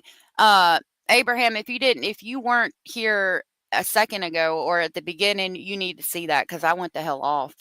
I sure did. I want to share some new information we've learned today. So this is about him being a teacher. Again, Devil's Den suspect. I'm sorry, my ADHD brain goes all over the place. I apologize for being hard to follow. The hairdo is threatening, Abraham. You could probably do a better job. Then in school, kids shooting kids. This is a crazy, twisted world we live in. Yep. Brave browser. See, I need this information. I've been asking about the ads. What, Brave browser? I'm going to write it down. Lord, not with a highlighter, I'm not, because it's not working. I want my pink pen, but I can't find it. I just want my pink pen. Okay, I got the red one. Brave browser. I ain't even wrote down my timestamps today. All right, let's find out about him being a teacher. About the suspect accused of killing 2 people at an Arkansas state park. He used to be a teacher here in North Texas. Our Robbie Owen speaking with the parent of a former student who says something about him was always troubling.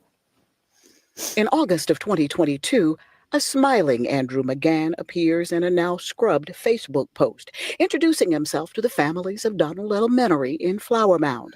What they're learning now, though, has left the community shaken. I was shocked and horrified and saddened, but also angry, honestly, because there were signs that not all was right with Mr. McGann. Sierra Markham's son is a former student. 3 years ago, she says he reluctantly reported that he was uncomfortable with how the first-year teacher singled out the girls in the class, bringing them extra treats and goodies. What? Oh, hell no. No. If I find out my teacher is giving girls extra snacks and goodies and treats in my classroom, hell no. I don't care if I got a daughter or a son. I'm going to be like, sir, why are you doing that? Why are you bringing extra stuff to certain individuals? We're not doing that. Everybody is fair and equal in this classroom, in this whole entire facility. We're not having that. Yeah, goodies, snacks. Here we go. This is what we say to that when we see a teacher doing that. We say, ew. Brother, what's that? What's that, brother? What's that? Why are you giving them kids extra goodies? What the hell's going on? Ew. Yeah, keeping you in during recess. Were they keeping? Is that what they said? Hold on a minute. Let's back it up. Back it up. What they're learning now, though, has left the community shaken. I was shocked and horrified and saddened, but also angry, honestly, because there were signs that not all was right with Mr. McGann. Sierra Markham's son is a former student. 3 years ago, she says he reluctantly reported that he was uncomfortable with how the first-year teacher singled out the girls in the class, bringing them extra treats and goodies, keeping some in his classroom at recess alone. Oh, really? Keeping some in his class during recess alone. Why are we doing that? Hell no. Yeah, if you're not bringing for everyone, then don't bring it. Y'all, let me tell you what, I've got 4 kids in my house and we don't do nothing. If you ain't got enough for every child, no, I don't do it. I don't do it. It's not fair. You can't do that. I'm very much about fair across the board, okay? If same rules apply, fair, and then, hell, I would go off because it's not right. You can't be treating some better than others. And then I find out you're keeping my daughter in at recess. And then I later find out that you're resigning from the school for inappropriate action towards my fucking 4th grade daughter. I'm going to lose my shit. You'll be lucky if I don't write a letter to everywhere I find that you go. JoJo said he was inappropriately rubbing and touching girls in the 4th grade class, but the school said the allegations were not found to be true. Wow.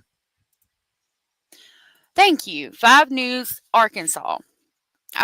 Oh, no, I think the one I'm looking for is going to be out of Tennessee, babe, but I appreciate that. I'm going to write it down. So the presser I'm looking at that starts at 3 p.m. today is going to be out of Tennessee. That's going to be for Austin Drummond, the person who left the baby in the car seat in the yard and killed the 4 people. Yeah, even the fur babies. You got to be fair across the board because he's a pedophile. Cat looks like he wants the hell out of there. Really, the tipping point for him, I think, was when he overheard Mr. McGann tell one of the little girls, if you were older, I would love to marry you. What? And that was the day he came. What the? I'm going to back that up. Did y'all hear what she just said? McGann tell one of the little girls, if you were older, I would love to marry you. Y'all. If a teacher told my child, if you were older, I would love to marry you, that man would not be breathing air in his lungs anymore. Like, we know that this happened and we're just making him resign? My God. Y'all. What is going on? What the hell? Oh my God, no way, yeah. What the hell? Jesus. And that was the day he came home and started crying. 3 years later, that Facebook post has become a mugshot. McGann has been charged with the weekend murders of Clinton and Kristen Brink. The couple was hiking at Arkansas's Devil's Den State Park with their 2 young daughters. The girls were able to escape. Louisville ISD released a statement confirming McGann's brief tenure at Donald Elementary, sharing, quote, "The individual was placed on administrative leave in the spring of 2023 following concerns related to classroom management, professional judgment, and student favoritism. An internal investigation found no evidence of inappropriate behavior with students." In the spring. So there was no evidence. I mean, what kind of evidence do you need? Like, what kind of evidence are we looking for? He told a student, if you were older, I would love to marry you. Like, what else do we motherfucking need?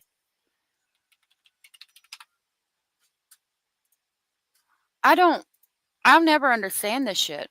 I'll never understand this shit.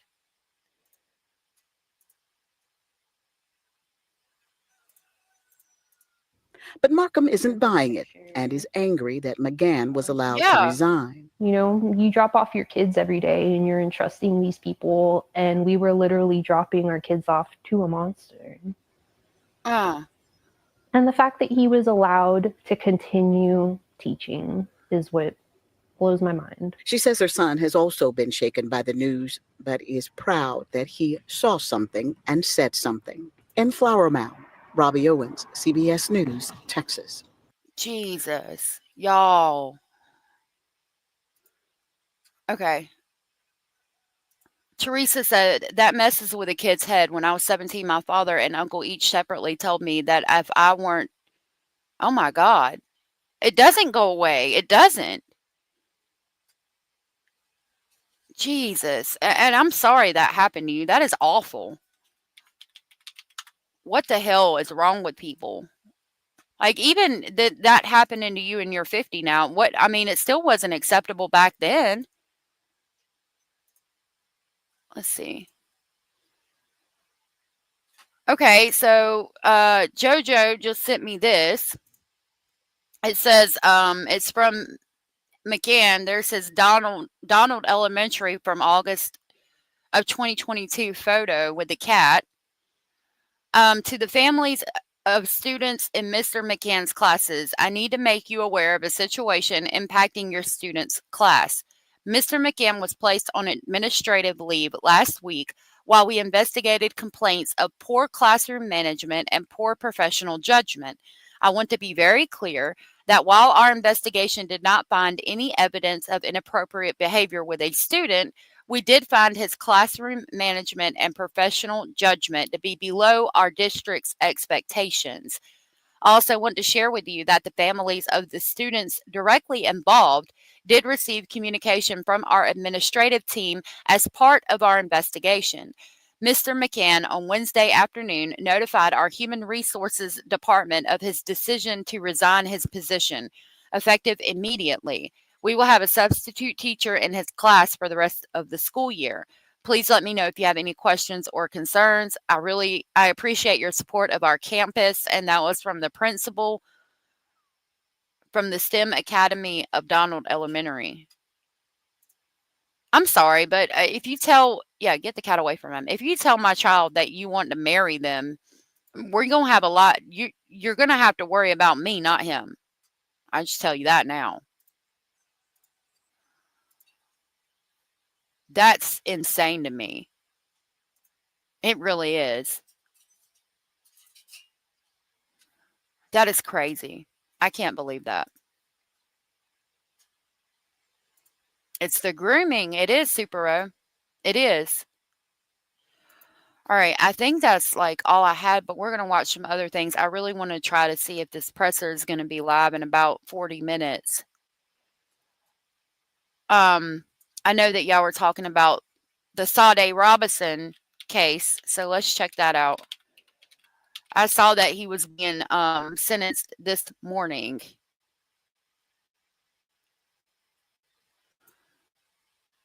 See the whole thing. So this is the whole thing where he's sentenced to death and sentenced for death and dismemberment of Sade Robinson. I'm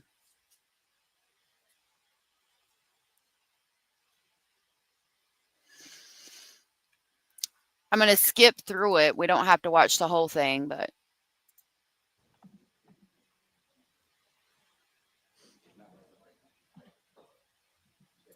Modifications or corrections? No. Okay. State there is compliance with victim rights legislation? Yes, Your Honor, the state's in compliance and many. okay, here's the first victim impact statement. Good morning, Ms. Reams. It In order to was. begin, would you please state your first and last name and spell both for the record? Adriana Reams. Would it be filed? ADRIANNAREAMS.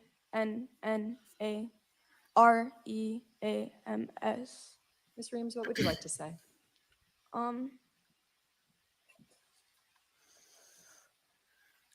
When Maxwell Anderson murdered my sister, he redefined my definition of misfortune. No amount of financial hardships, disputes, or everyday struggles were even in the same realm as the effect of the loss he created. He made it, And try to go slow, okay? He made it to where my grandfather, who had just gotten diagnosed with cancer, lost his will to live his already health-threatening life. Okay, hold on. Let me give you a brief recap. For those of you who don't know. I'm going to try to find a short one. Here's a short one. It might give us an update, basically what this case was. Where we have an update in that devastating case that we've been following here at Court TV, the murder of Sade Robinson. Oh, in April, thank you, authorities Monica. arrested and charged suspect Maxwell Anderson in the death of the missing teen. They say that Robinson went out on a date with him on April 1st, the night that she went missing. Now, her car was eventually found torched and severed human remains were found scattered around Milwaukee, including a leg. Now, these remains were later confirmed to be that of Robinson. And when a motions hearing held for Anderson today, two issues were argued. First was whether Anderson would be allowed to have a computer in jail. And the second being a request to unseal the search warrant issued on April 5th for Anderson's residence. Take a listen. The defense filed a request relative to discovery so that Mr. Anderson can view all of the reports and videos and what I gather is voluminous material in connection with this case. With the agreement of the parties, I'll go ahead and grant that request. All right, as you heard there, the judge ultimately denied the request to allow Anderson a computer in jail, but did grant the unsealing of the search warrant. And in a press conference held yesterday by Robinson's family attorneys, they expressed their concern about the computer possibly being allowed to Anderson, but they also hammered down on their fight for transparency within the investigation. I mean, if it's anything like what our quadruple homicide suspect in Tennessee has going on in prison, I'd be freaking concerned as well. All right, so that's a quick brief of the case. Basically, from what I understand, he said some rather disgusting things as he was sentenced today, and that's what we were kind of briefly looking at. He was mentally sick. And these are some family statements. I'll probably kind of skip through a little bit to see. I want to see what he had to say. I don't know. It doesn't appear to be that they're too long, so. Constantly bedridden. He could not even garden, which is a core part of his life that I have seen him do every year that I have been alive. He made me witness my hypersensitive grandmother on the verge of heart attack several times. I couldn't imagine. Breaking down.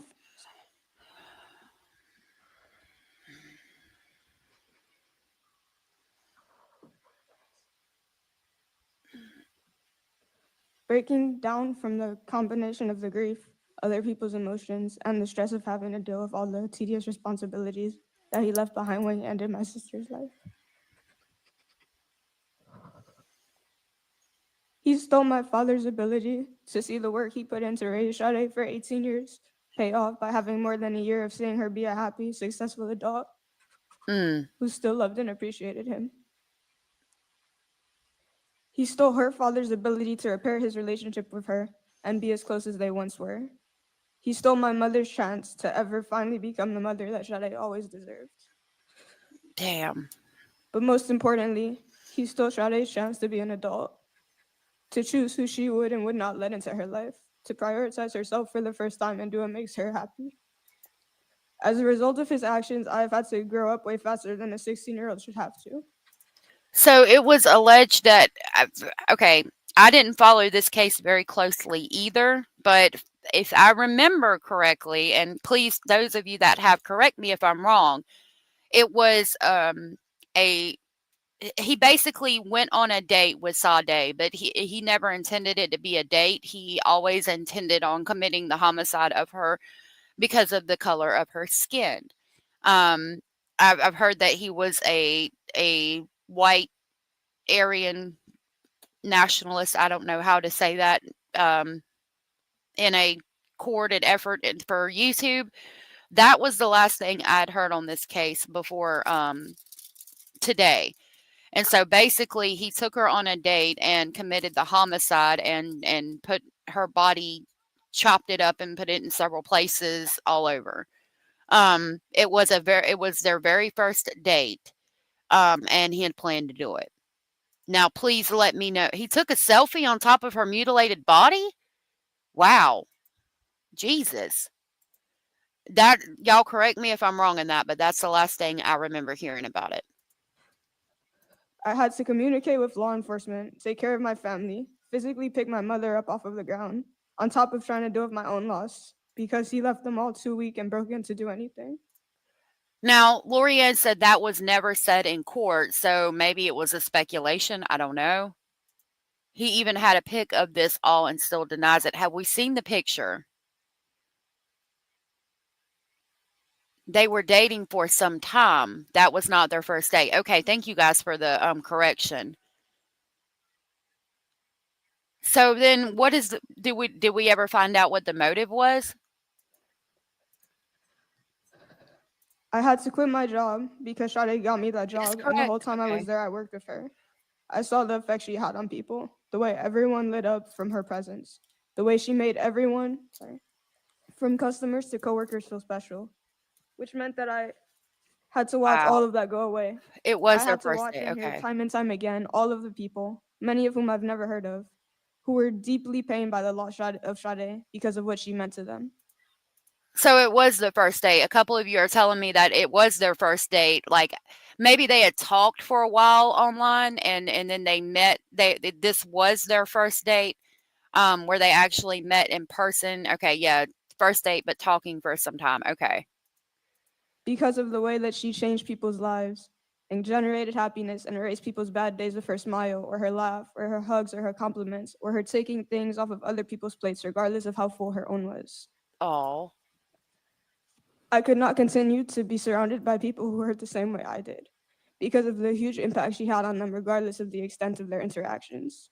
I could not be in places where I could easily be walked over because I no longer had her to advocate for me as she always did when I had not yet found my own voice. I couldn't go back to a job where I could no longer be getting to spend time with her, whether it was through car rides, shifts together, or sleeping over at her apartment because she always wanted to take care of me. I'm going to pause this real quick. We just have information released in with our Austin Drummond case. They found his Audi, and this is saying that they will have this press conference live at 3. So our suspect over here, Austin Drummond, our lovely little, excuse my language, our lovely little fucker that has everything in prison he could ever dream of, that committed the homicide of his ex-girlfriend's entire family, leaving the baby outside in the yard at 4 o'clock in the morning. At around 3 o'clock in the afternoon, this little fucker right here with the prison stuff during a heat wave left the baby in the yard. They have found his white Audi. So it says TBI quadruple murder suspects Audi found in Jackson, Tennessee. The white 2006 Audi that quadruple murder suspect Austin Drummond was believed to have driven has been found unoccupied in Jackson.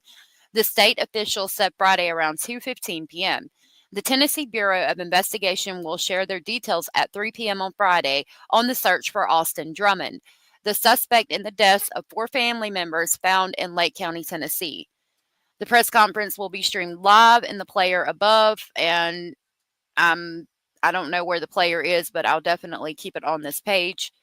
Drummond is wanted on warrants for 4 counts of first-degree homicide, 1 count of aggravated kidnapping, 4 counts of felon in possession of a firearm, and 1 count of possession of a firearm during the commission of a dangerous felony. The bodies of James Wilson, 21, Adriana Williams, 20, Courtney Rose, 38, and Braden Williams, 15, were found Tuesday along Carrington Road in Tiptonville. An infant who was related to the victims was found safe in front of a house in Dyer County. Police are still looking for Drummond, who authorities have said had been in a relationship with a relative of one of the victims. So that tells us that his girlfriend over here is going to be the sister of the grandmother that he shot and killed. This lovely lady right here that wants to flip us all off.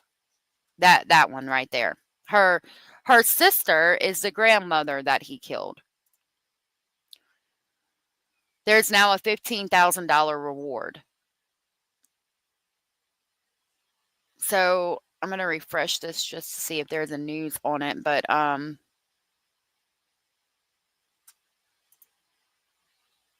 that's not it. Okay. So I'm going to keep this up and continue watching for the news update. Hey, Pandora.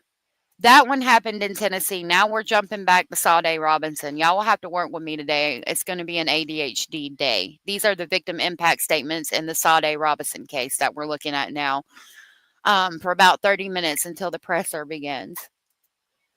He made it to where I couldn't go to school without people giving me looks of pity or no longer knowing how to interact with me because neither them or I knew what to say, for there was nothing you could say for what he did.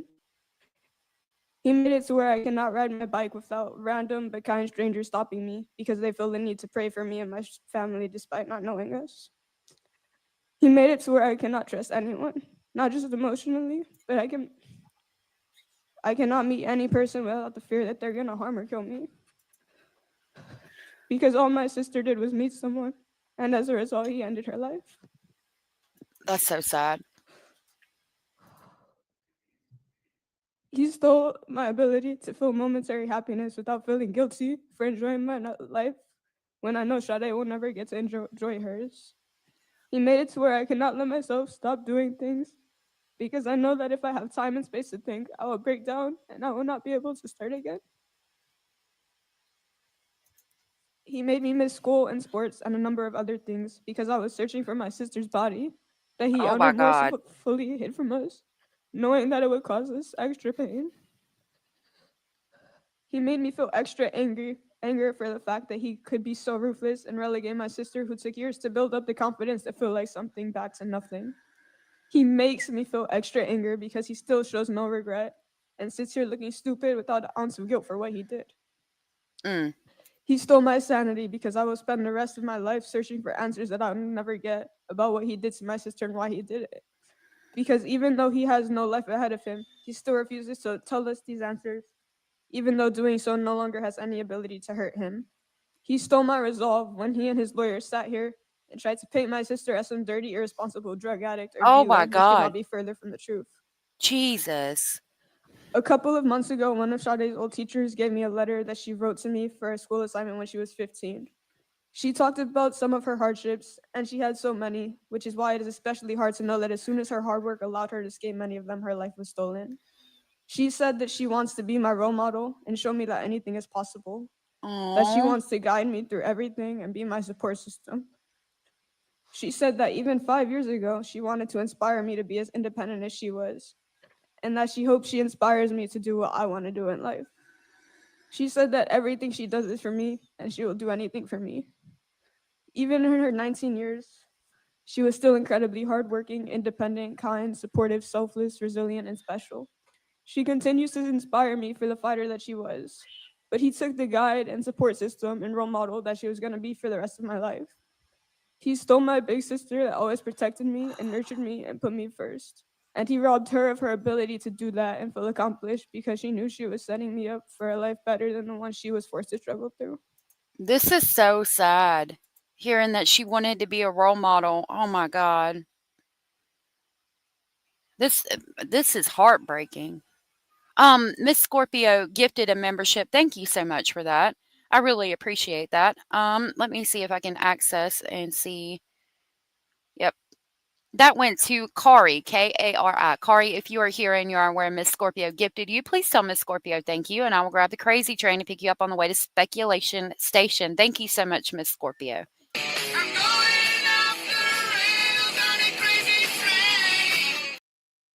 Thank you. I appreciate that so much. It was a legitimate meeting. I'm glad. I know this is very sad. I can't imagine what she's going through. Lorianne said she worked 2 jobs and was going to college. What a wonderful young lady she was. Sade Robinson was a student in criminal justice and had 2 jobs. She was working and going to be someone, and her life was snuffed out. And he could care less about the pain others feel due to his actions, as Tom said. Very sad case. He made it to where I cannot read that letter that I should have always cherished and smiled about without crying. Damn. Because now it is just a reminder of everything I no longer have. He made it to where I cannot speak about her without breaking down or think about her without shaking. To where I cannot even grasp or understand my emotions because they are so overwhelming that I have to be numb to them. Damn. He made it to Poor where holidays baby. are no longer a celebration, but a mourning. He robbed my future kids of the opportunity to have cousins and an aunt to love and support them. And I will never not be haunted and affected by all that he took from me, but what hurts 10 times more is all that he took from her. Sade deserves to be selfish and irresponsible. She was working from the time she was 14 because she did not have anyone she could comfortably rely on, and she felt the need to be self-sufficient. People only ever took from her.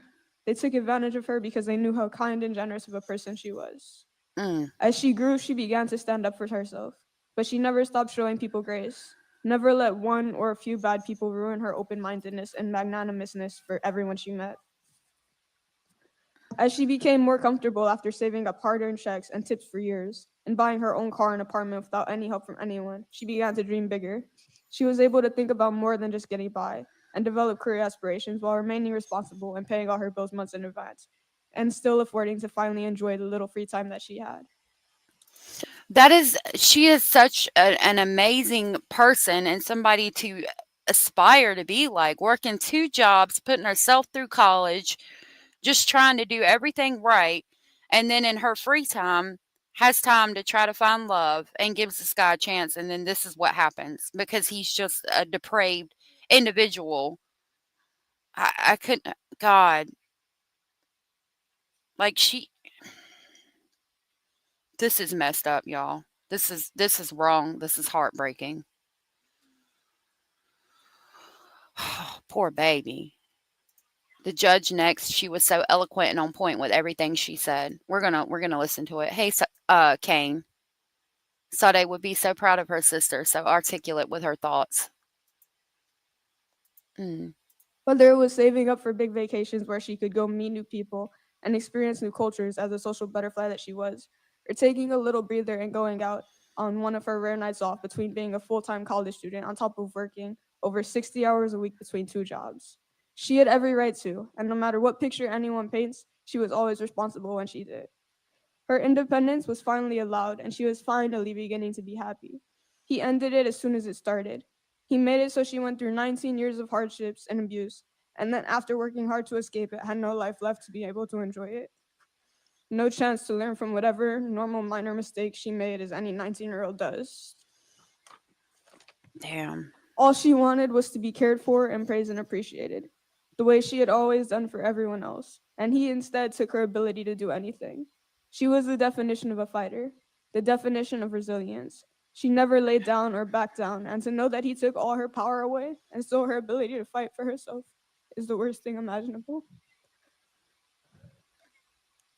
There is nothing that can justify what he did to her, and what he did was much more than just murder or dismember her. He erased her independence, her ability to fight for herself. He tried to erase her existence and her value. Now I no longer have the opportunity to try and give her everything she gave me. I cannot show her how proud of her I am or how much I look up to her. But much worse than me, she can no longer make herself proud or make herself anything. And the only one who took that from her is the man sitting right there. I beg you to not, Poor baby. I beg you to not let this man have any type of parole. You heard his ex-girlfriend describe the psychological abuse and self-harm he tried to impose on her. His behavior is clearly a pattern, and there is no way that after he has demonstrated the extent of what he is willing to do to a person so casually, he should ever walk these streets again. He still refuses to even admit what he did, and the jury and the public did not even have to be there to unanimously know what he did. He is clearly a danger to the public and should never be given another chance to cause anyone such tremendous harm the way he has done to my family. These law enforcement officers and prosecutors worked countless days working to find the truth. You, us, and the jury sat here for 2 weeks hearing all the heinous things he committed. Do not let any of that go to waste. Do not let the loss of Sade go to waste. This man should never walk free again. Thank you. Thank you, Ms. Reams. You spoke well on behalf of your sister.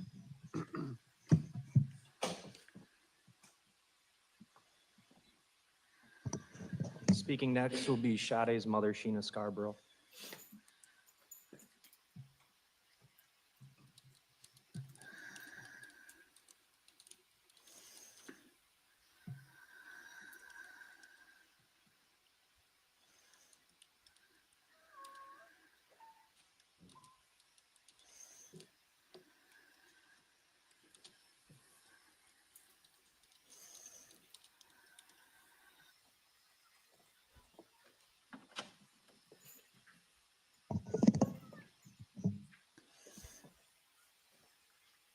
Sorry, Basil was messing with me. Basil, baby, chill.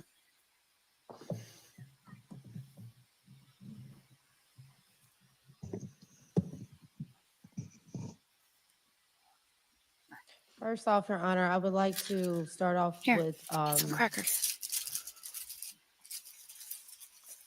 My name is Sheena. There you go. Scarborough, SHEENA SCARBROUGH.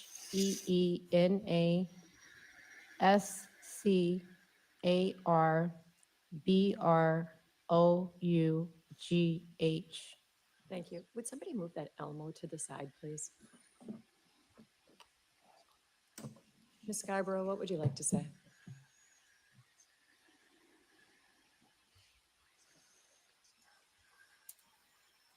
Oh, she is so hurt. I am the mother of Sade.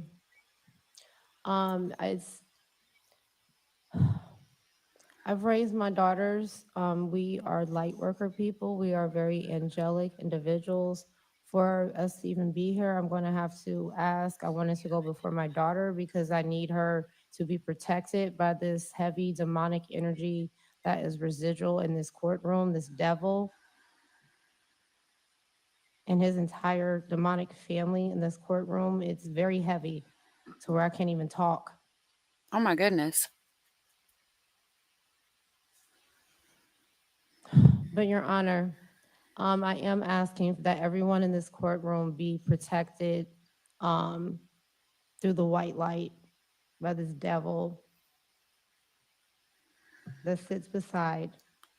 My daughter referred to you as a man. You will never be a fucking man. You're a pussy ass bitch. Okay. Scarborough, if you could direct your comments to me, please. Yes, Your Honor.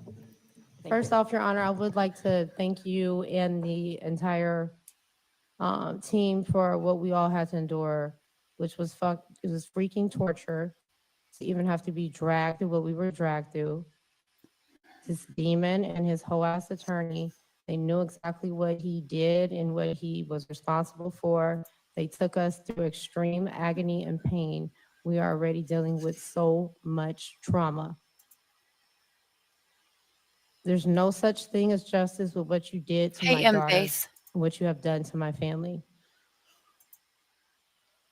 I have bust my ass for over 20 years to raise the best possible angelic light worker kids that do nothing but good.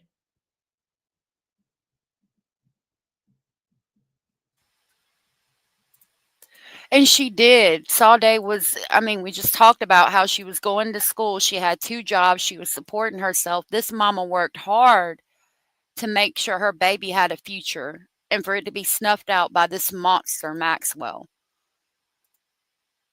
My heart goes out to her.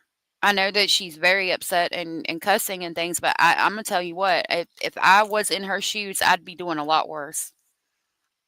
That I couldn't imagine being in her position and just my heart goes out to her and I'm so sorry. My daughter had to cross your demonic path.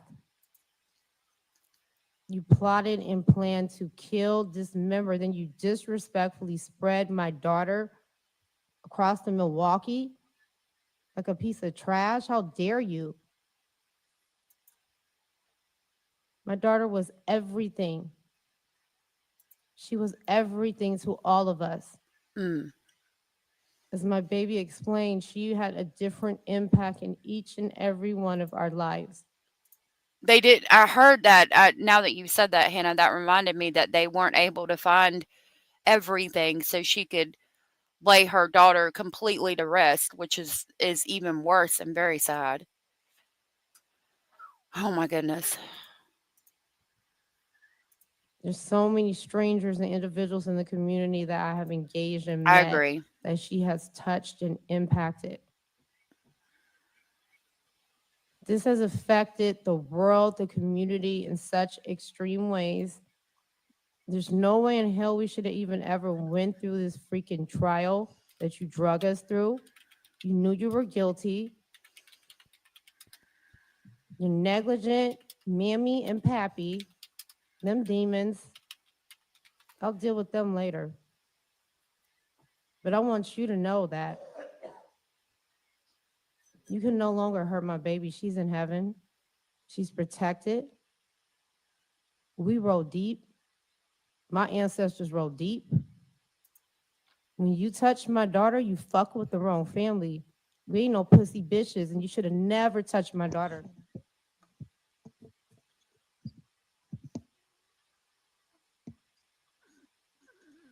My daughter helped everyone.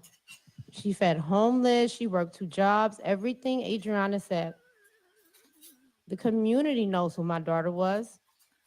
Everybody knows who my daughter was. How dare y'all even pull that whole shit about that meth? You will not drag my daughter's name down trying to plot and set up stuff. You gonna carry my daughter's name the correct way in her legacy. You and your family will be held fully responsible for the rest of your life.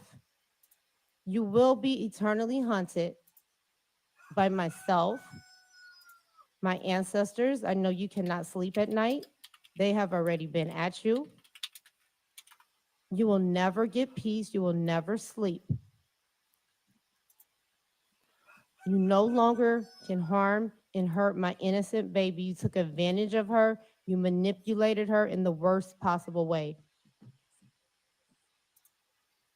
You're a coward. My daughter is a hero. I agree with that.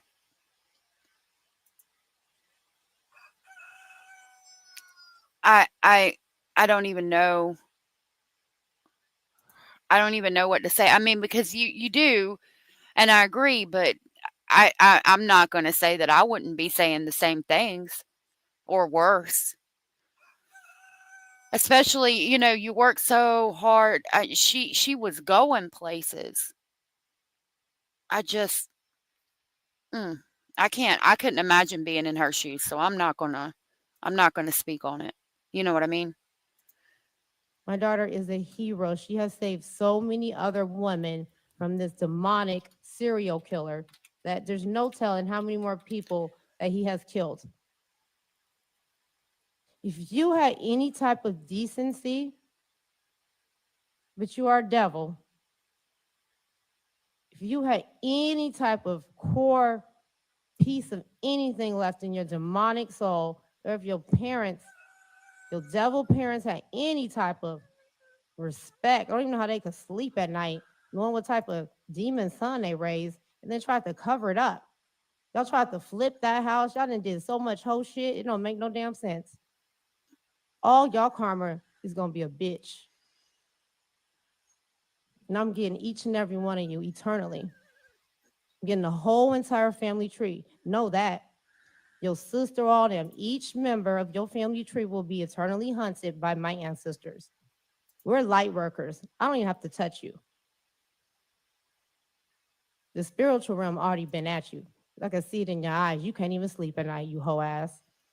Okay, I get it. Judge, Hey, Crystal. I did want to thank you and the entire community, the officers, the team, Ian, Donner, this whole entire community and team has stood 10 toes behind us.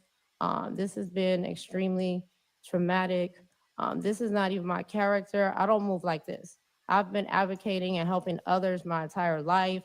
I come from a mental health background. This was not supposed to happen. This was not a part of our plan. Me and my daughters had goals.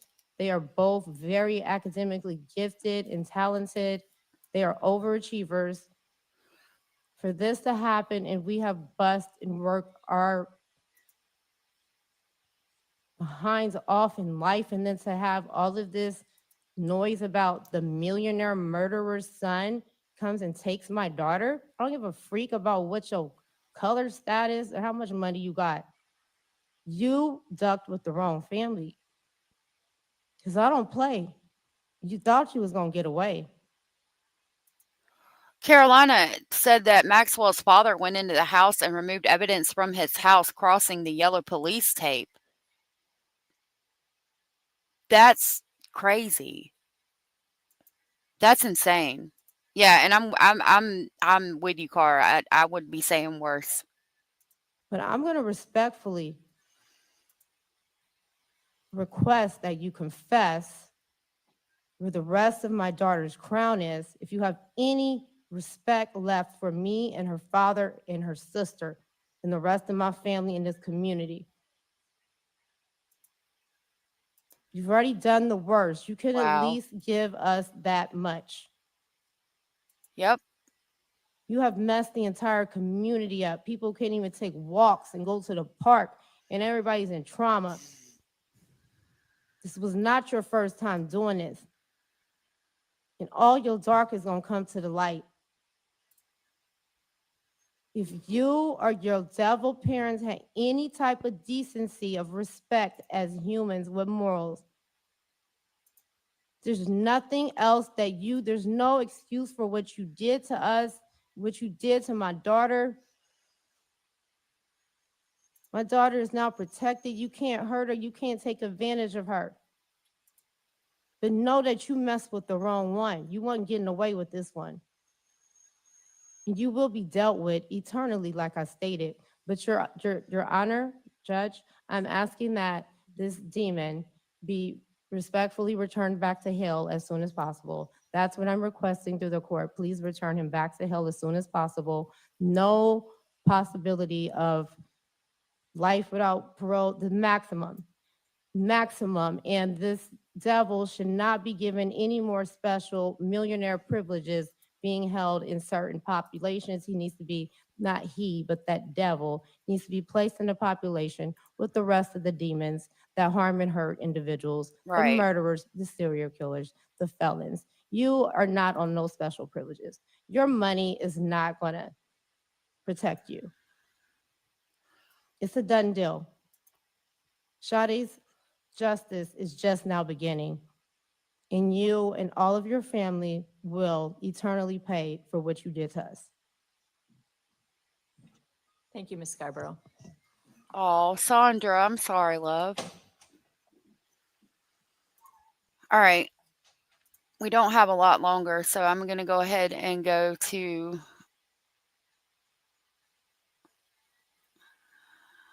Is this the judge right here? No. Okay.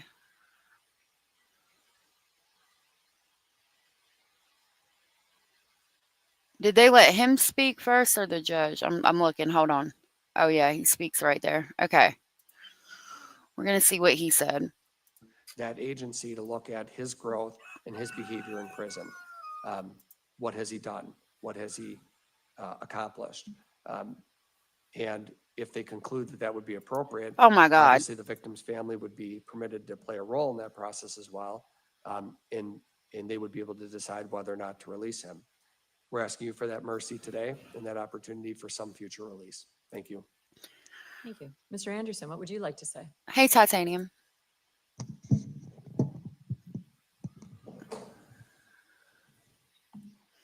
I would like to start by saying that from the bottom of my heart, my deepest and most sincere condolences go out to Sade's family, as well as everyone else affected by this tragedy. That being said, Your Honor, I took this to trial wow. without ever once trying to make a plea deal of any kind, because I did not commit these crimes. And so I plan to appeal my convictions while I hope and pray that further investigations not only prove my innocence, but find and deliver true justice. Wow. Anything else you wish to say? No, ma'am. Wow. So relative to sentencing, I have a job. And what my job is to do is to hold you accountable. That's to punish you. It's to protect society. It's to find a way that you never come back here again to rehabilitate you. And it's to deter others from engaging in like behavior. At the point of sentencing, I have to look at different factors. I have to look at your past record. And I'll agree with the defense that the prior record on its face is not as egregious as many cases I see in my courtroom. Quite often you see a background filled with felonies and violence. But what I said was on its face. When you look at the record as it's worked through in the pre-sentence investigation, I'll agree with the state that there are some red flags that jump out at you that that show a level of violence that may have been a precursor. You know, when you look at the original case mentioned from Pewaukee from March of 2010, it looks like it's an underage drinking party. And when the officers come in, they find a bunch of people hiding and they indicate they're about to do a search. And later there's people saying that they were being held in the home against their will. Kind of a weird comment to have on an underage drinking party. Ultimately, they find Mr. Anderson hiding behind an They said they were holding people against their will? That is a weird thing to say at an underage drinking party. What the hell? Abraham said all judges should aspire to have her level of professionalism and empathy. Amen. Not appropriate. entertainment center. He's belligerent. He Wow. tells the police, fuck you. I hope you're proud to serve your country this way. Oh, wow. He's then very coarse and his comments are obscene. He then urinates in a police vehicle and calls a female police officer a cunt. Okay. Then we have the 2014 case where that involves the mother, where officers are dispatched to a location. They enter the home, they see, they make contact with the mother. She indicates that her son was in the kitchen.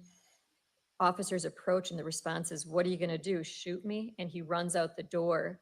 He then jumps into his mother's vehicle and apparently steals the mother's vehicle and Oh my drives God. off. The mother indicates that when she Hey, returned Kat. home from work, he was acting strange.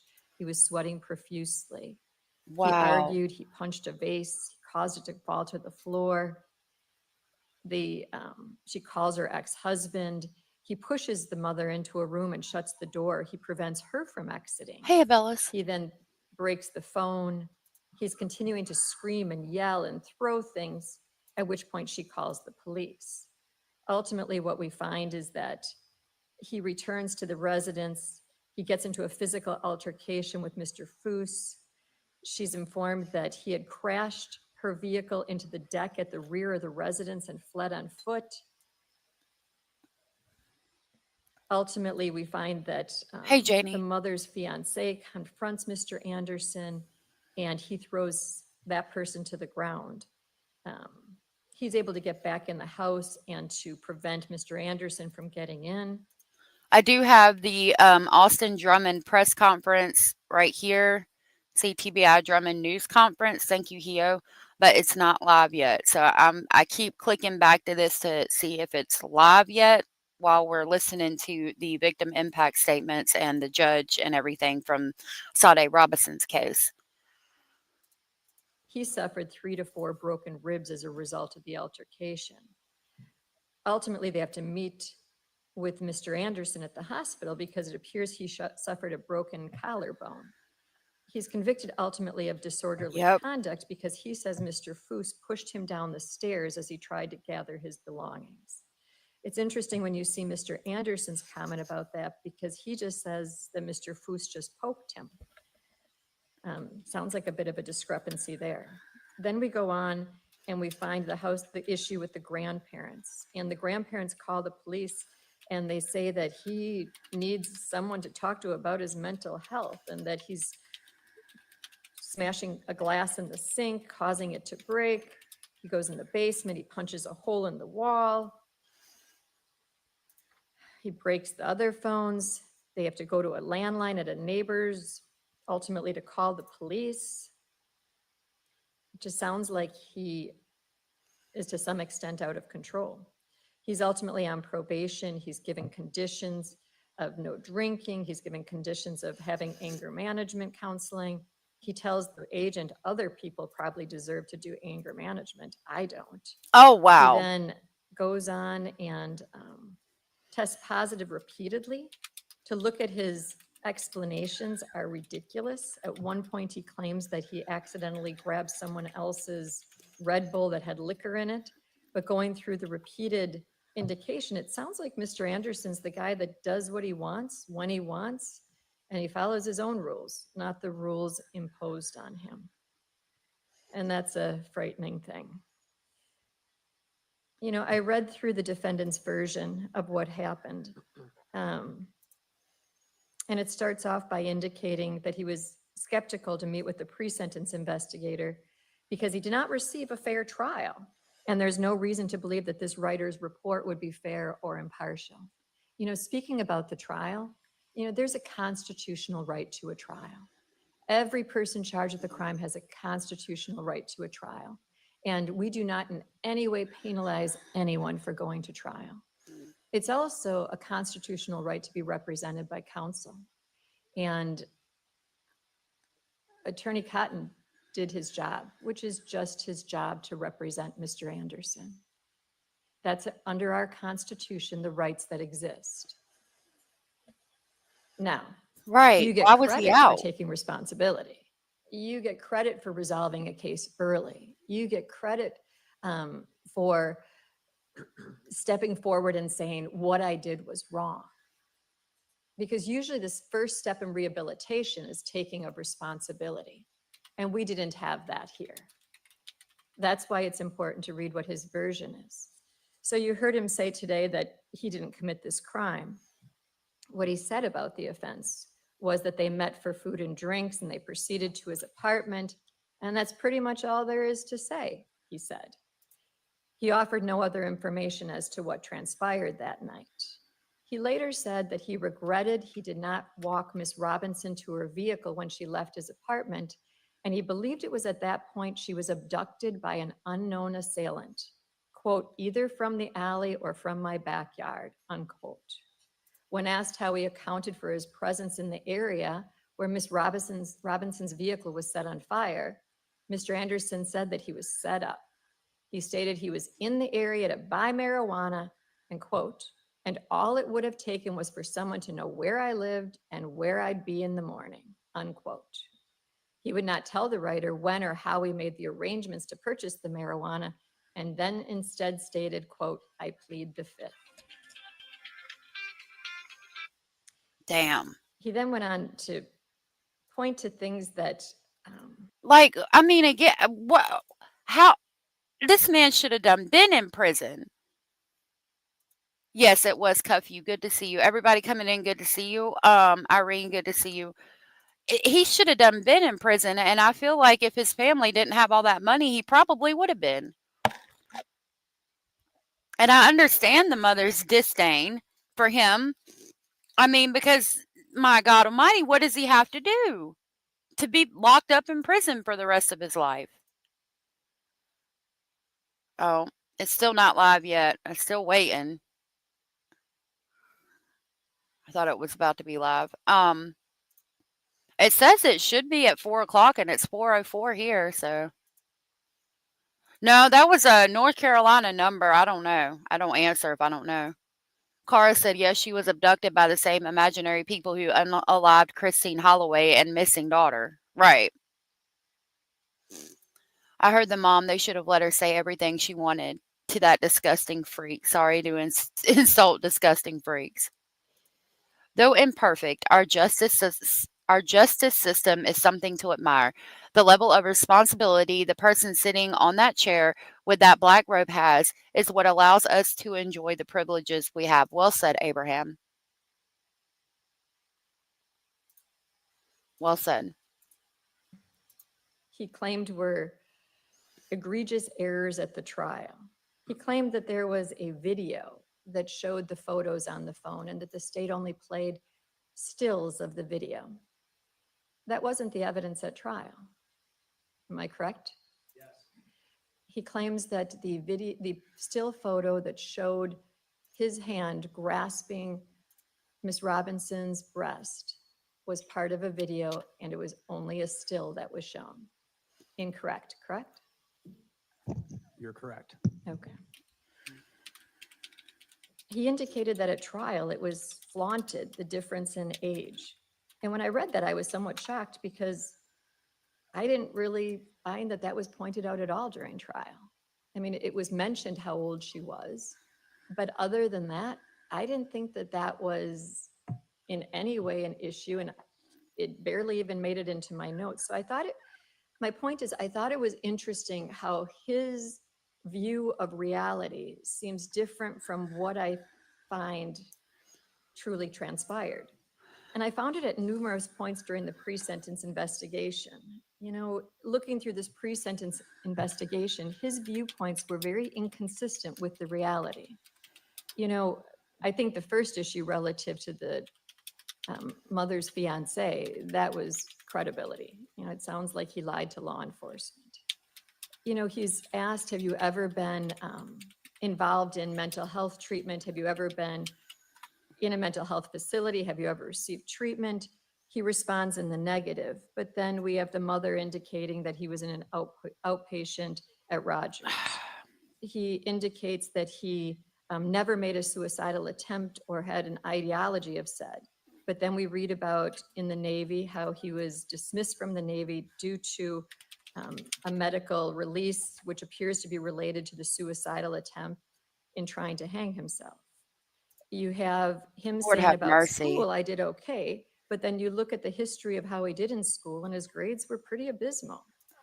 You, and just odd things, like he talks about how he God purchased almighty. the home himself for $160,000, but the mother says, no, I told the dad to buy him the home. It just seems like he has a different view of reality than the rest of the world does. Yeah. So when I look at the criminal history, which I'm bound to do, it reflects low-level misdemeanors, but the facts underlying those low-level misdemeanors are replete with points that raise your concern. I next have to look at whether he has a history of undesirable behavior, and I think I've charted through what basically I found in the pre-sentence investigation. As to his personality, character, and social traits, it appears that he has had employment. That's a positive. It looks like he jumps between bartending jobs at numerous facilities. But who is a person who would do this crime? You know, what's the character underlying that? How can someone get to a point of inflicting such damage on a person, not only killing the person, but then dismembering. And then after that, discarding the body throughout the community. It's unconscionable, is where it comes down to. Yeah, to say the least. I did read the letters that were supplied on behalf of Mr. Anderson, and Oh. I do agree. They paint a picture of a man who helped his family when in need, who cared for animals. Monica, thank you so much for becoming a member. I really appreciate that. Thank you so very much. That was so very sweet and supportive of you, and I hope you enjoy all the videos you now have access to. I'm going to grab the crazy train to pick you up on the way to Speculation Station. Thank you so much, Monica.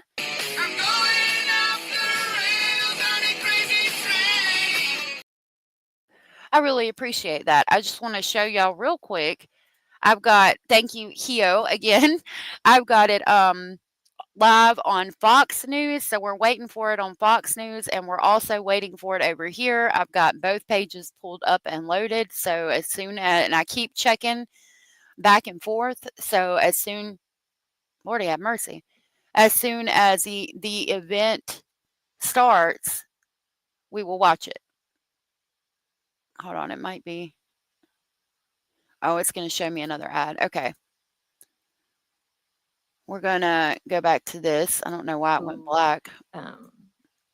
Went out of his way to love and support his family. It might have been the people out, But they love him. Jeez. And that's clear. You're welcome. And that weighs on his behalf. You know, the fact that there are people out there that care and love him, that says something good. You know, quite often we do trials or we go to sentencing and there's no one here on the behalf of a defendant, which is really tragic and sad. So it says something good that a family does still care about him. I have reviewed the pre-sentence and I've taken into consideration what's stated therein.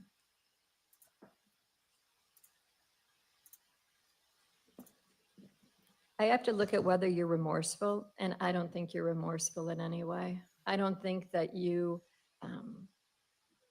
have gotten to the point of taking any form of responsibility for what transpired. You know, the investigation that was conducted in this case, it was a dedication by numerous law enforcement officers to work tirelessly to put together the pieces to determine exactly what happened underlying this matter. You know, I do think that jury trials, they do re-victimize the victims. You know, it's hard to sit and watch a trial. It's hard to see the details. And it's hard, you know, not even to have known Miss Robinson, to wipe from my mind what you saw during that trial. And I didn't love her. I didn't know her, but you did. And that's a hard last thing to have in your minds. So I do understand how trials do re-victimize the victims. Have a good day, Cara. I checked my email, but I don't think that's for this. I think that's from earlier. Because, I mean, Fox is saying that they're waiting for the event to begin. This one's saying it's waiting for it to begin. I'll refresh this one.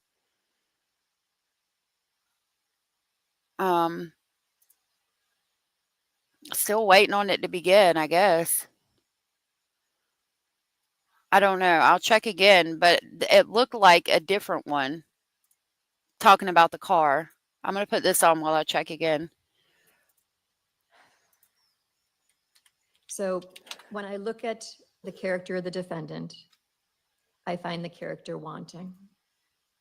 When I look to the severity of the offense underlying this matter, I do sit in homicide court, and I can tell you on a daily basis, you don't understand why things happen. You know, almost every case, the victims come in and they want to know why. Why did it happen? Why did you have to do this? Why did you have to get to that point? And more often than not, there's no answer. We never know. It never makes sense. There's never do you walk away and say, oh, I understand why that transpired. It just doesn't happen. I can also tell you that, you know, I've read through all these letters and they talk about give us justice, right? Give us what's due. But I can't give you justice There's no way you will walk out of here, no matter what I do today, and high five each other. There's no way you walk out of here and you say, justice. Okay, there is this, but If you have information about his whereabouts, to reach out through the 1-800-TBI find line.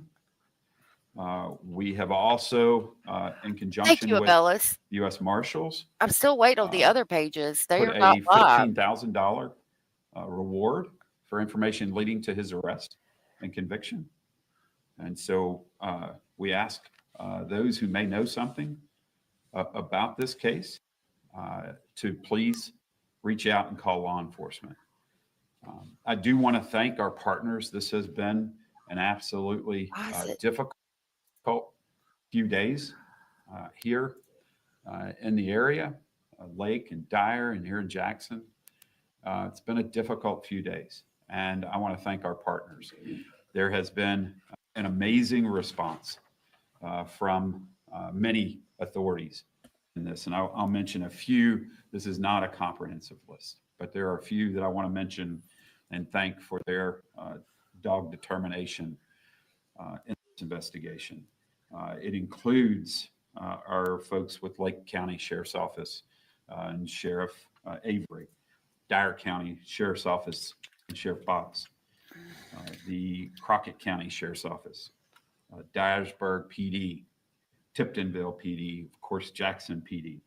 I apologize. This is about the Austin Drummond. They just found his vehicle around 2 p.m. The white 2016 Audi. This was in reference to the baby found in the car seat in the front yard when the heat index was up to 116 degrees. And then the baby's mother, father, 15-year-old uncle, and grandmother were found murdered. He is the ex-boyfriend of the grandmother's sister. Also on the state side, out of Tennessee, we've had TWRA, hey, Lois, Mom, the Highway Patrol, state parks, and of Okay, course, the district attorney's office from the 29th. On the federal side, we've had the United States Marshal Service, Two Rivers Violent Fugitive Task Force working closely with us, as well as the Federal Bureau of Investigation. Again, I think it's critical that the public know that, one, this is not a random act. And so I think if there's any solace in that, there should be, that it was not random. And frankly, an act that this individual that we believe is of interest and certainly have charges on. There was an act after the event that we believe shows some humanity. And so we're appealing to that piece, as inhumane as the situation is, but we're appealing to that within this individual. Real quick, so that means he dropped the baby off after he committed the homicide. So that violence imprint is going to be on the baby. But I mean, to be fair, thank God he did drop her off somewhere where she would be found. To people. And so our heart goes out to the family. It goes out to the family that's going to be dealing with the child and raising a child that has lost both parents now. So our hearts go out to those individuals. I would like to thank the law enforcement. This has been nothing short of impressive.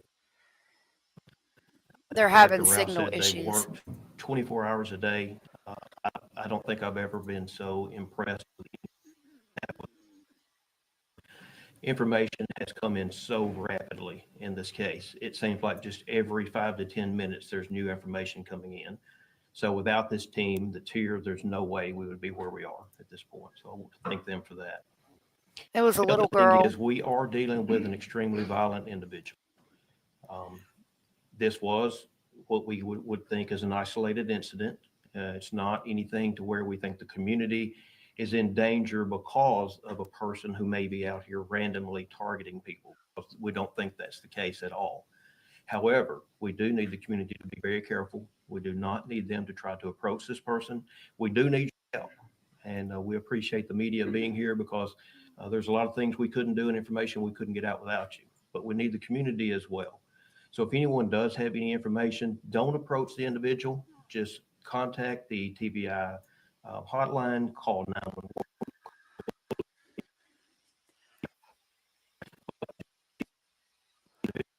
Not only is he known to be a violent offender because of this incident, he's been violent in the past. So we know that this is an individual.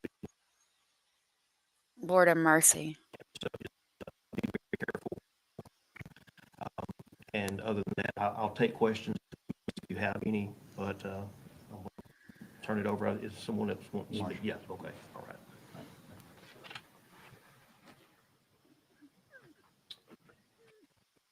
Good afternoon, everyone.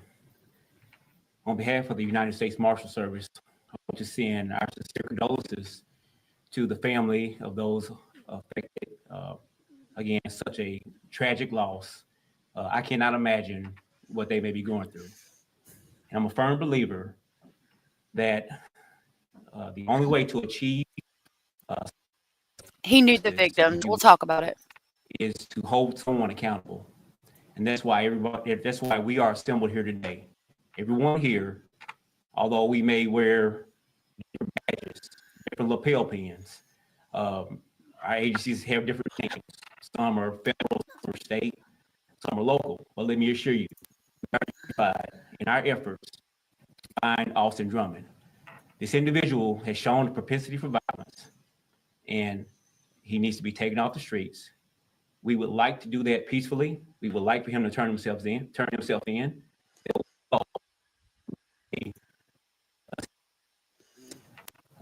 That way we can assure that he's taken into custody safely and that there's no injury to law enforcement or the public. It's okay. But let me assure you of this. The U.S. Marshal Service will not stop until he's in custody.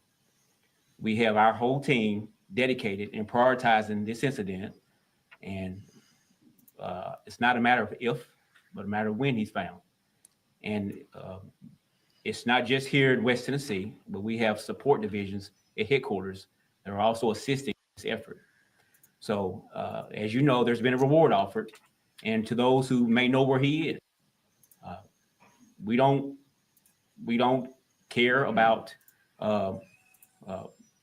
where he may be, other than you giving us the information, and you will get paid, no questions asked. So that is the priority, is for him to turn himself in. But if not, then that reward does stand, and we will gladly take him into custody. And again, I want to thank everybody involved. The TBI has done a phenomenal job, as always, with the investigation.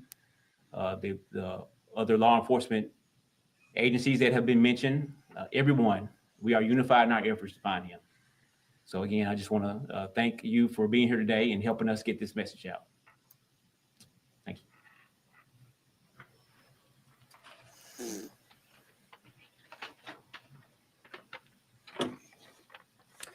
Good afternoon, everyone. Thank you for being here. My name is Stephen Sutton, and I'm here today on behalf of Lake County Sheriff Brian Avery and Dyer County Sheriff Jeff Box to address two deeply troubling incidences that have recently affected our communities. This past Tuesday, we faced a heart-wrenching situation where an infant was found about 3:11 p.m. on Old Highway 20, abandoned in a car seat just off of Highway 412. It was immediately dropped off, and EMS was called to evaluate the baby. And I'm glad to report that thankfully the baby is safe and being cared for. And the Dyer County Sheriff's Office does have jurisdiction into the investigation regarding this abandoned child. In addition to the distressing scenario, we're also dealing with 4 tragic homicides that occurred in Lake County. And just as those before me have expressed, our hearts go out to all of those families and friends that have been deeply impacted with pain and grief of the actions that have occurred this week. Each life lost is truly a tragedy, and we extend our deepest sympathies to all of those who are grieving. And we want to assure you that we're doing everything in our power to uncover the truth and to provide answers. I want to take a moment to again express our gratitude to all of the law enforcement partners, state partners, federal, local, who have been tirelessly working around the clock to bring justice to these families. And their dedication and commitment during such challenging times surely are commendable. I must emphasize that our primary focus remains on locating Austin Drummond, who's still considered a suspect at large in these ongoing investigations.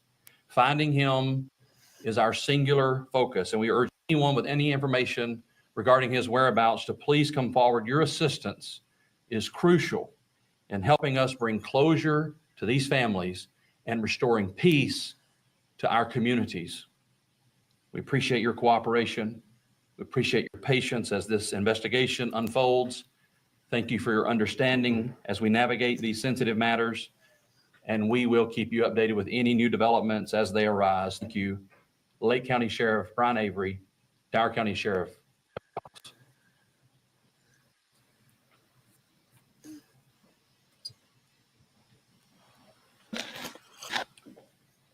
Good afternoon. I'm Derek Tisdale with the Jackson Police Department, Deputy Chief of Police.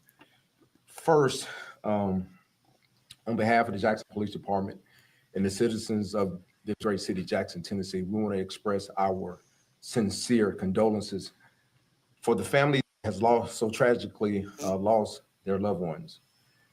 But what I want to speak to is what we're doing in this ongoing effort.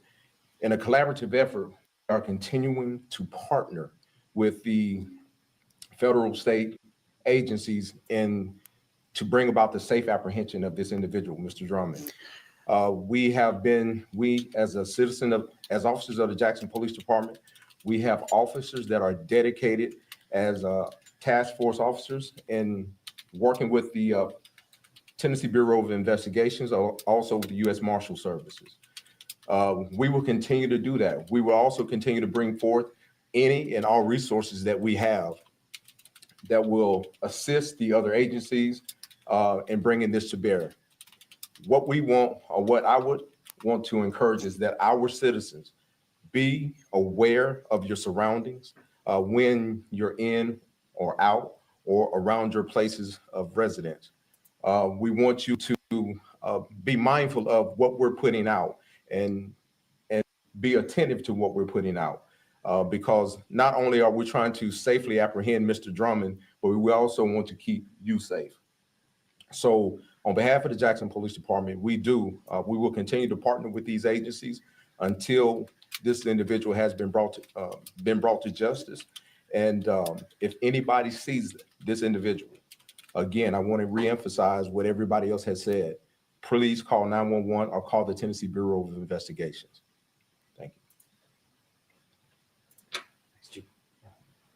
All right, we will open it up to some questions now if you have questions. Imani Williams with Channel 5 out of Memphis. You talked about a sign of compassion that you all saw from Drummond. Is that him dropping off the baby? Yeah, so what you're asking is what, when I mentioned a sign of compassion from the suspect, yes. So they brought attention when they dropped the child off, brought attention. There were people nearby. And so brought attention to those people to come and get the child. Oh, wow. Yes, Channel 3 in Memphis. So the outline or the lineup is that the baby was dropped off first before the homicide. What is the timeline? Yeah, so all of that is still under active investigation. You're asking about the timeline for the incidents. At this point, that is all actively being investigated. And how about the scene on Carrington Drive? Did the suspect go separately? Was he with the other parties? What can you tell us about that? Yeah, I won't go. You're asking again about specifics of the crime scene itself.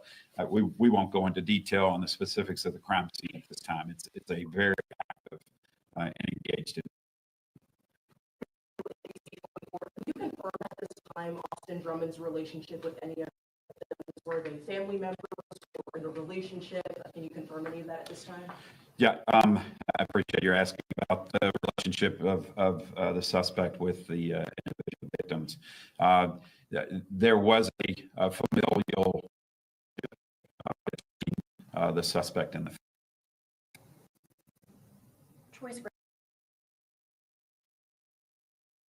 I hate that it's cutting out so bad.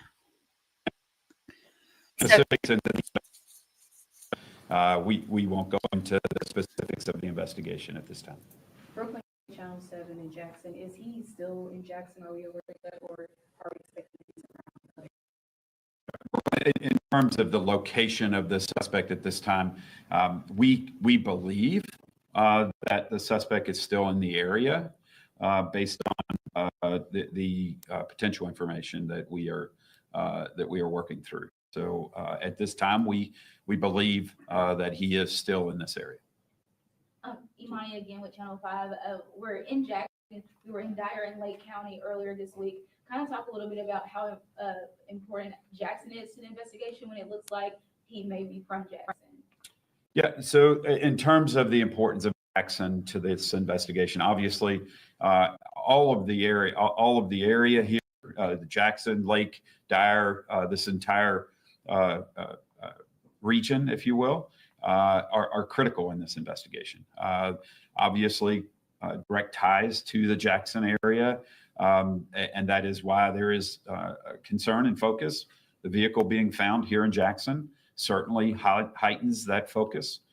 So Jackson and the Jackson PD are critical partners as we continue to try to bring Austin in to be able to try to figure out the answers and resolve this.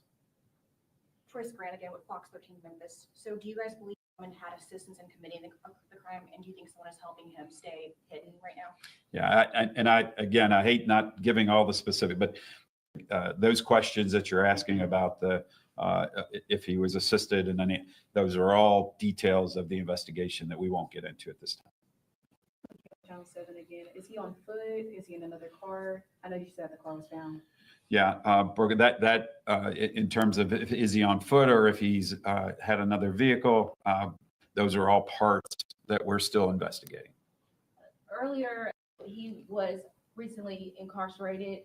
What were those charges? Aggravated robbery, aggravated kidnapping. Can you talk to that a little bit? I'll yield to the general on that information. General.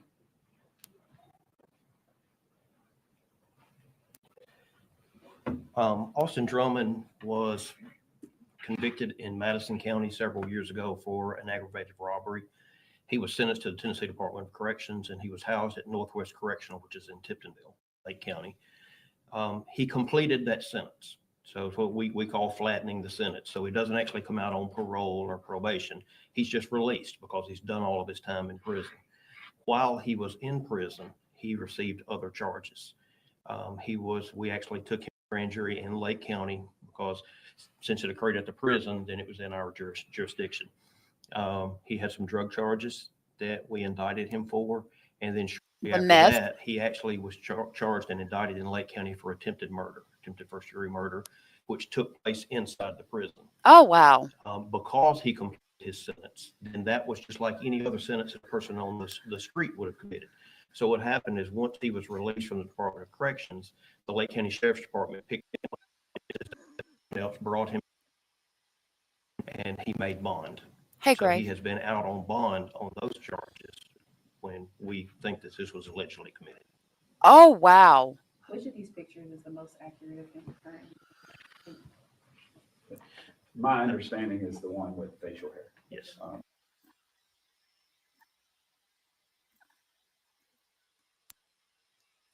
So he got the meth charge in prison, and he was out on bond for an attempted homicide. Well, they're always going to just as we advise the public to be careful, be vigilant, watching their surroundings. But as far as any orders that would be from a court or anything like that, there's no orders like that. 2 more questions, real quick. Was this drug related at all? That's part of the investigation. I think so. Good answer, but I don't think he's going to be able to give you any information because it's part of the ongoing investigation. Yes, we will, Teresa. Anything else? All right. Do you have anything else you would like to say? No, we're good. Thank you for your assistance with getting this information out. And we will certainly, as information comes in for us to be able to make further comments, we'll reach out and make sure you're all made aware as we move forward. Thank you all. Okay. We're going to wait for that to finish coming out. Baby, you got to go play. I I wanted to show you about this guy real quick, and we'll go back and listen to the rest of the judge speak on Sade's case. So this is the information from the TBI. It says suspect wanted in deaths of 4 people in Lake County. Lake County special agents from the TBI, in coordination with a variety of local, state, and federal authorities, have identified a suspect charged in connection with a quadruple homicide in Tiptonville. TBI obtained warrants for Austin Robert Drummond, date of birth August 31st, 1996, charging him with 4 counts of first-degree homicide, 1 count of aggravated kidnapping, 4 counts of felon in possession of a firearm, and 1 count of possession of a firearm during the commission of a dangerous felony. That's why I believe it was a robbery. I think that he was trying to get some substance. I think that maybe they had substances and he was trying to rob them. And that's what the firearm during the commission of a dangerous felony charge would be, if I had to guess. They say at this time, Drummond remains at large and should be considered armed and dangerous. Anyone with information concerning his whereabouts is asked to call 731-415-7962, 731-333-0811, or 1-800-TBI-FINE. At the request of the 29th District Attorney General Danny Goodman, TBI special agents began investigating the crime that occurred Tuesday along Carrington Road in Tiptonville. The deceased have been identified as James Matthew Wilson, 21 years old, Adriana Williams, 20, Courtney Rose, who is 38, and Braden Williams, who is 15.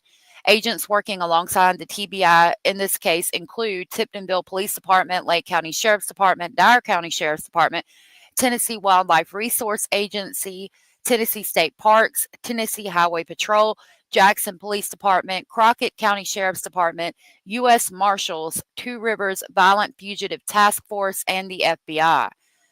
This is Austin Robert Drummond, and he was believed to be driving this 2016 Audi that they recently found. That has been located abandoned. Now, we're going to go to his Facebook, and I'm going to show y'all some things. I'm going to show y'all what I went off about this morning and why I feel like he is not afraid to go back to prison. Again, I highlighted, let me get, Abellis gifted 10 memberships. Tom said wouldn't look good in prison, him offing a baby, and I think that's why he put the baby where he did. Real quick, Abellis gifted 10 memberships. Thank you so much for that, Abellis. That was so very sweet and supportive of you. I really appreciate that, love, and I hope you're feeling better.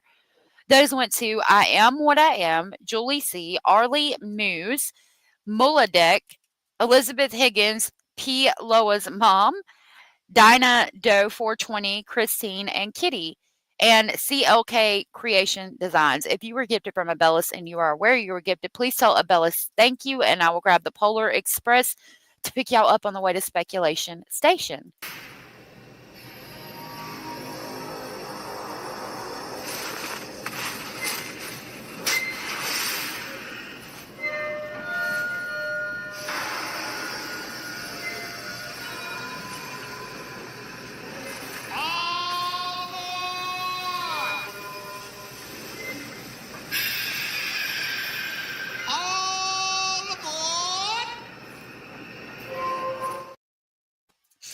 Okay, so this is the grandmother's sister that he was dating at some time. Now, he just got out of prison September of 2024, and as you heard, he is on bond for another attempted homicide. This has been since he got out, but while he was in prison, you best believe he had all the things he could ever want.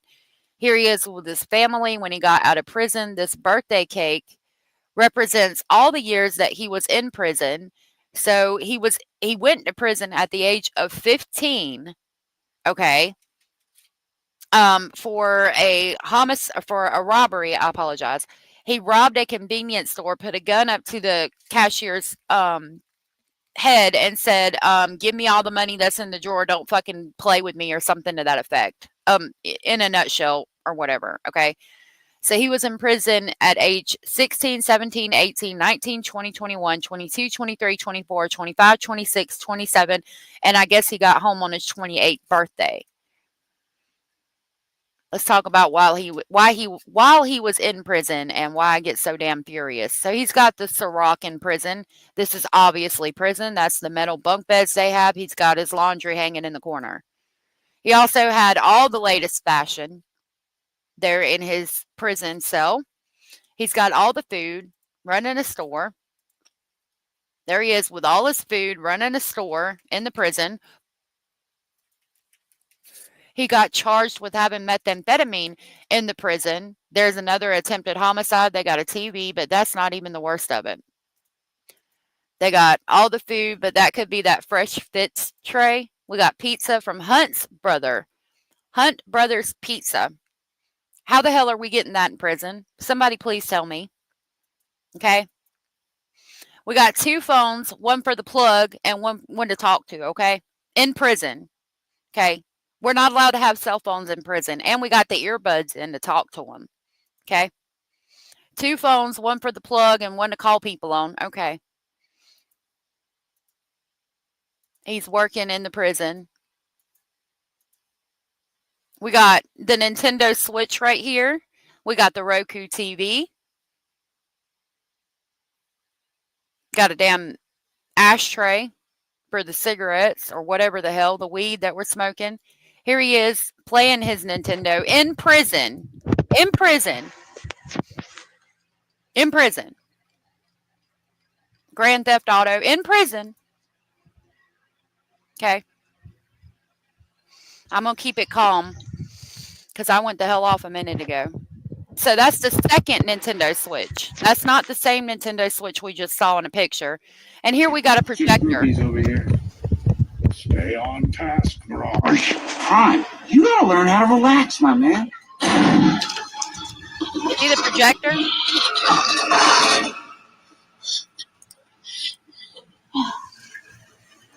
He's going to hold his fingers up. See? It's a projector.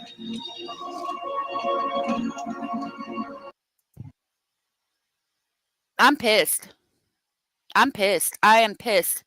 He got a methamphetamine charge while he was in prison. And as you can see, this Nintendo Switch is not the same one he was just holding up. This is why he was not afraid to commit a quadruple homicide and go back to prison.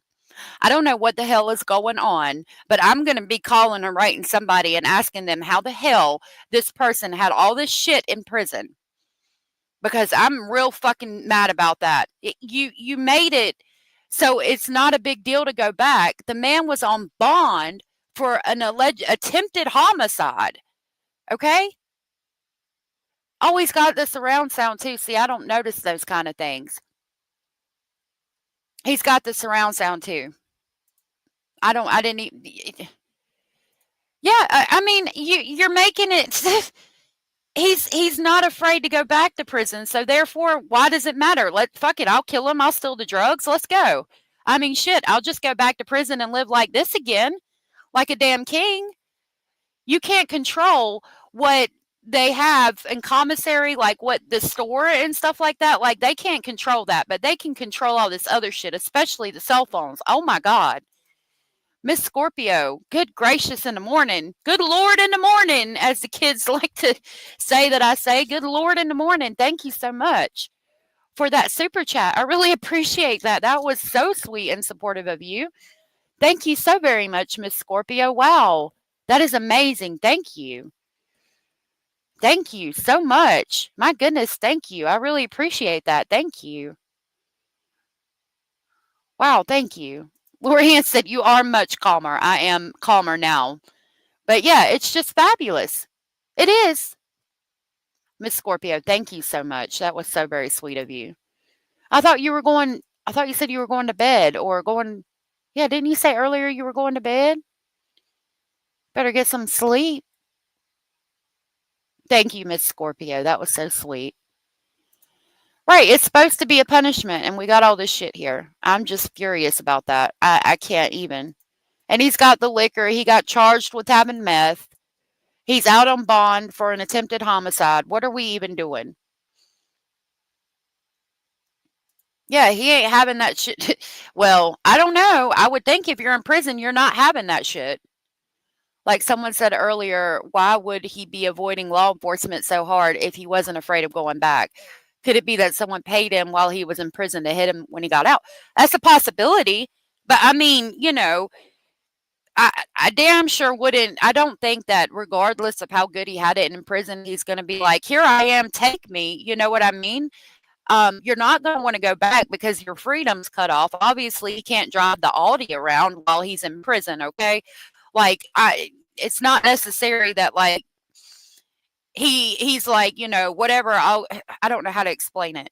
Like, he doesn't necessarily want to go back to prison, but if he goes back to prison, it's not a big deal for him because he had all of the amenities. You know, does that make any sense? Like, I'll go do this shit. Yeah, it'll suck to have my freedom taken away, but it's not that fucking bad, right? Like with all this stuff that he's got going on. You know what I mean? Like if that makes any sense. Miss Scorpio, I love you. Thank you so much if you hear this. Roxanne said he's got everything in his room that I do in mine, but more. I don't have a second phone or a projector. Right. I sure ain't got all that stuff. The kids, actually, we do have 2 Nintendos, but that's because one of the older ones got the handheld one first, and then we got the other one that plays on the TV for them to have. We had a projector, but we don't now. I ain't got 2 cell phones. I got one. And he's running the store. So basically, that's the man you see if you run out of something and you want food. And he's going to extort the shit out of you. But when they have the stores like that, anything that comes in the prison is going to go through them. Because that's what they do. They'll have whatever it is. If they don't use it or they'll sell it, that is money in prison, okay? Like anything that comes in, the meth, the drugs, the cigarettes, whatever the case may be, they're going to take it to him and trade it for food, and then he's going to distribute it. I don't know. And it could be a hit. But considering that if we scroll, considering that this girl is grandma's sister that he went on this vacation with, that beauty right there. I just hate it when people flip people off in pictures. I don't know why. She's probably a really nice person. She is very beautiful. But if this is grandma's sister, it's more of I think it's a family related type thing. He might have worked the commissary, but that's in his cell. That's what pisses me off. And he's posted on Facebook. See, the Ciroc, that's in his cell. Like, that's definitely, how are we getting a bottle of Ciroc in? Who's being paid off? That's in his cell. And, I mean, look at all the damn shoes. You know what I had when I went to county? I had them little orange shoes right there. That's all you get, 1 pair. You better hope that you was wearing socks when you came in, because if not, your feet gonna be damn cold. Got a pillow and everything. We didn't get no damn pillow. See, that's in his cell. Like, that's shit he's ordered off commissary or has been traded off commissary, and they gave it to him. He's not working the store. Now, here he's working. That's where he's working as a trustee, and it looked like he could have been working in the the kitchen in one of these. If I see it. That one. That makes me think he might have been working in the kitchen, but all of that stuff in his cell, that's shit that he got. It's Tennessee. Look at the manifesto of school shooter. They are absolutely refused to release. Yeah, it's Diddy's drink. They do have access to Facebook and social media in there. So yeah, I guess. But like, he's posting this while he's in prison, and no COs are looking at it and seeing that he's got all this shit. Like, and again, he's got the towel over the door. Okay, that's something that they didn't allow in there. They don't allow it because that's how people get killed or beat up. Hold on, where's the one? Yeah, right here. See, he's hanging the towel over the door. You're not allowed to do that, and you're not allowed to hang towels over your bed. So he's probably trying to hide the shit that they have. I mean, these photos were taken on that cell phone camera. So he's trying to hide it, I guess. But no CO came in and saw and found all that shit. But the projector, I mean, how the hell are you getting a Nintendo, a projector, fucking surround sound, all of that in there without the COs knowing? How do we have all these shoes?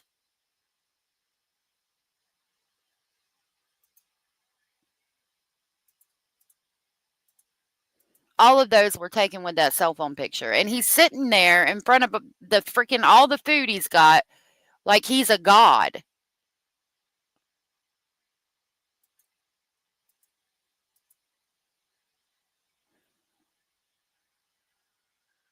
It just makes me sick.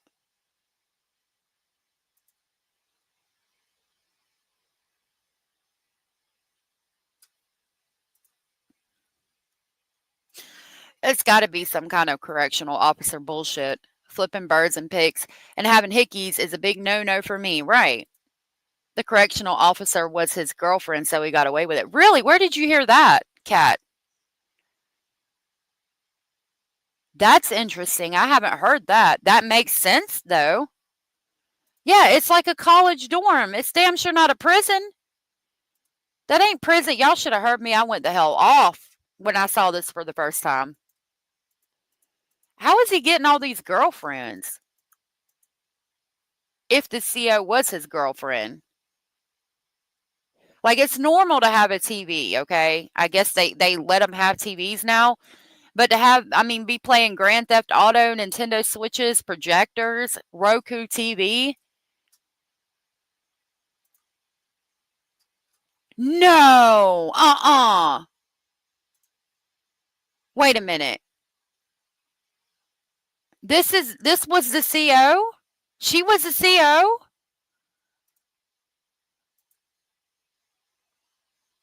Wow, if that's true, that's insane. So grandma's sister right here allegedly was a CO?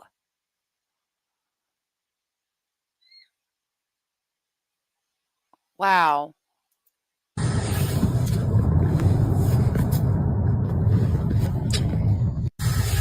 He doesn't talk in any of the videos that I've seen so far, but they went on a lavish vacation. I mean, I wish I could take my kids there.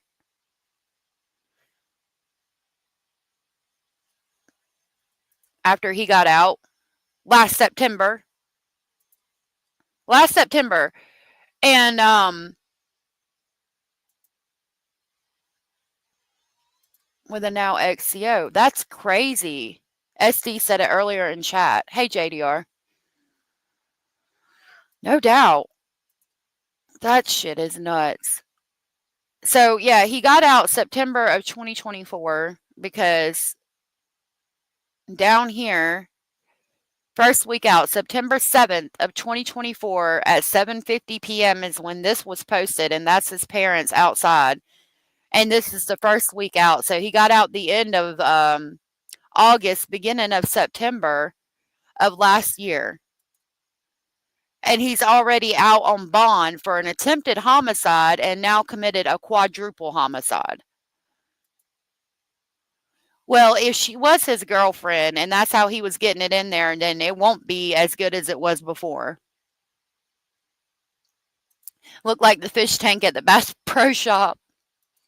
Cindy said, if that's true about grandma's sister, maybe they reported him and he was getting revenge.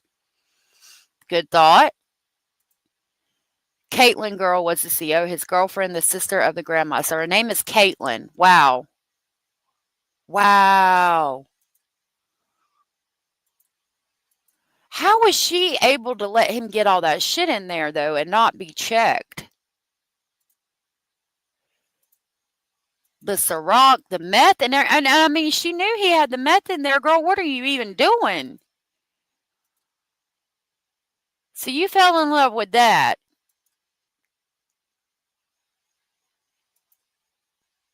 Bruh. Okay. She fell in love. Evidently, she fell in love with this, which to that I have to say. Ugh. Brother, ugh. What's that? What's that, brother? Thug out of prison. What day is that she first shows up? This is posted December 28th. So Christmas of that year, they're together, and you saw hickeys on her neck.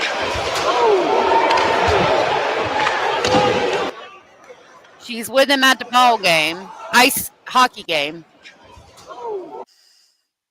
They're spending Christmas together. I don't see a hickey, but I see her flipping people off.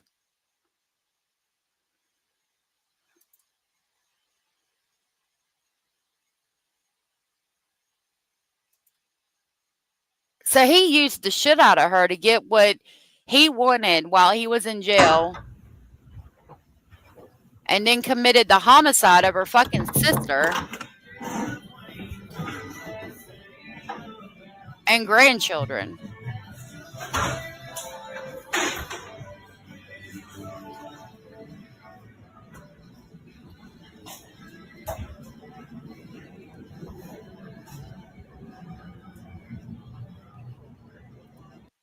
That's insane, y'all. That is insane. Caitlin Speed. Is that her name? Let's look her up.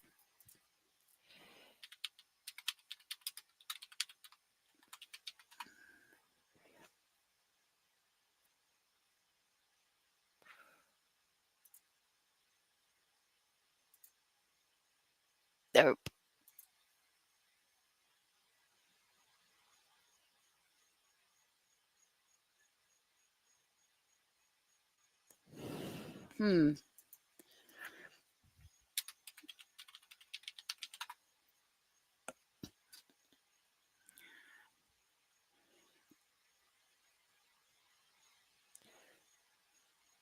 I would just like to know where Caitlin Speed is. Killed them.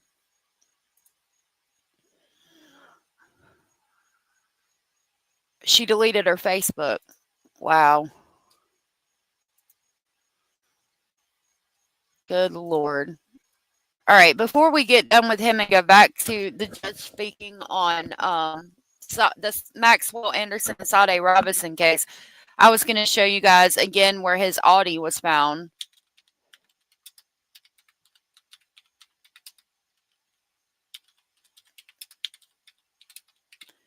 If he was dealing meth, I think that he was,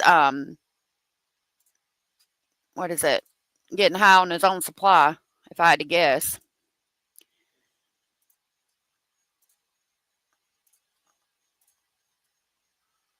Oh, okay. Shooting birds and hickeys. Yeah, it's a whole nother level. All right, so they did find his Audi. It says Jackson, Tennessee, the white 2016 Audi that quadruple murder suspect Austin Drummond was believed to have driven has been found unoccupied in Jackson, the state officials said Friday around 2:15 p.m. The Tennessee Bureau of Investigation will share details at 3. Oh, yeah, we need to look for that, for what they said in the beginning of the presser that we missed. Drummond's wanted on 4 counts of first-degree homicide, 1 count of aggravated kidnapping, 4 counts of felon in possession of a firearm, and 1 count of possession of a firearm during the commission of a dangerous felony.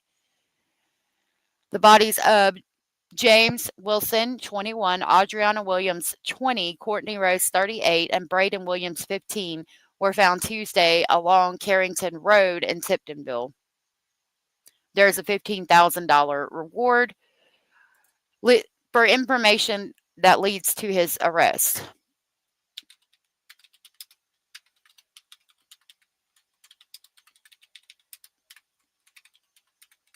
I'm looking for the press conference real quick.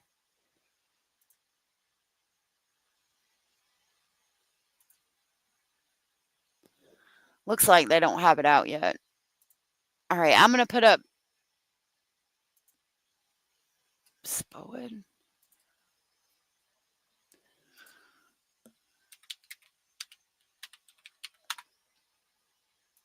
Let's see.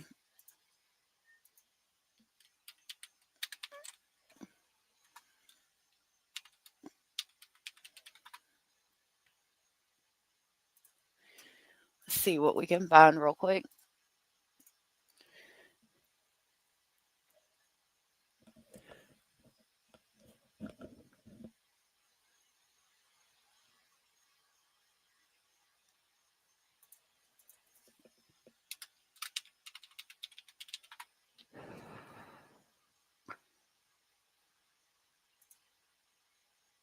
That's her, I think. Yeah, that's her. That's the same girl. Yeah, that's her. Look at that. That's her. That was 2019.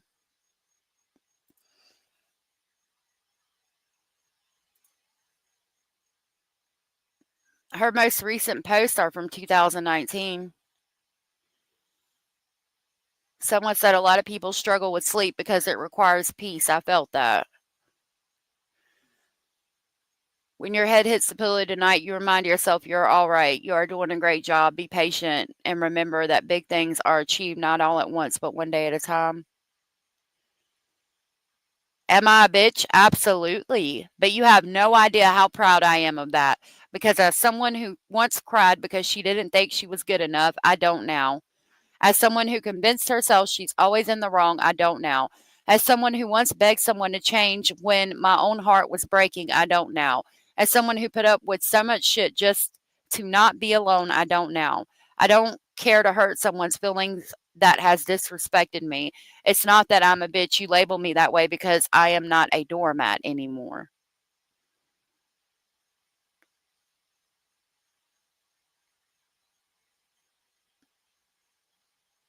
There ain't nothing there.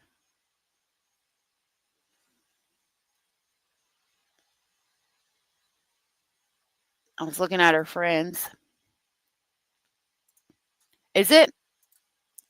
I couldn't tell. Let's go back to the photos. I think that's her as a baby. Because that's like a picture of a photo.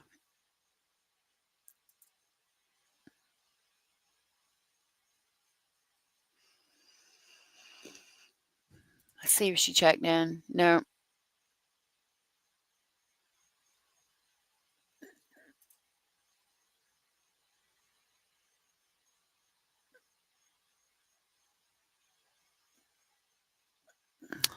All right.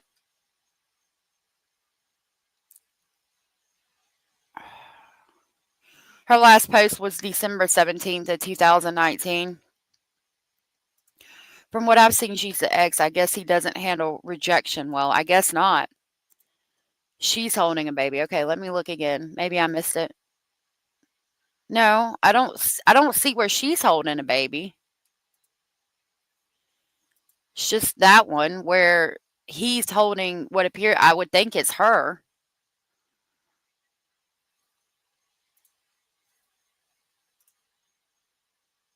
Her profile pictures.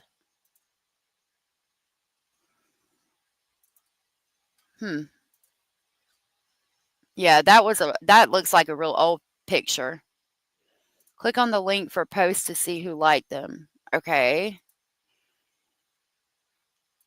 Let's see. No. Lashana. Ronnie Glass, Barbara Stover Kent, Collinger. Ashley Beth.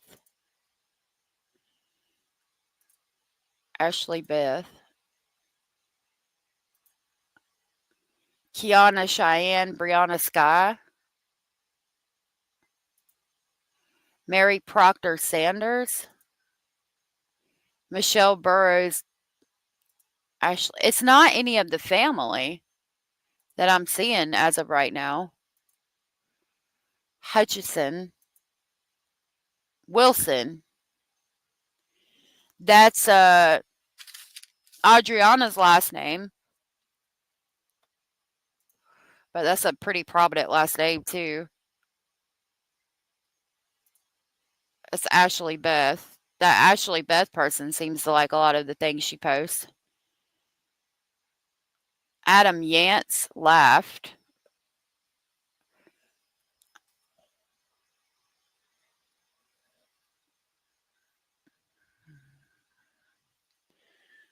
People talking.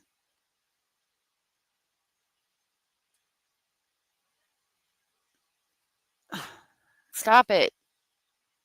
TJ Smith liked that one. Ashley Beth, Debbie Denton, and Courtney Rose. There's Grandma. Oh, look.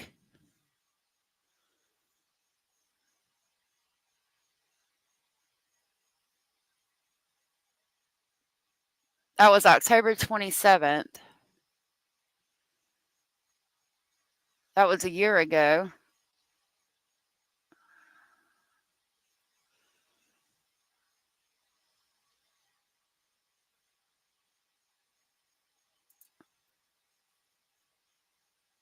Okay. Let's see.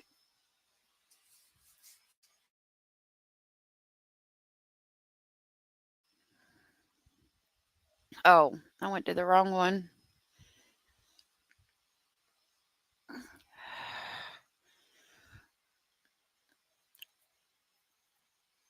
Where do we find this at?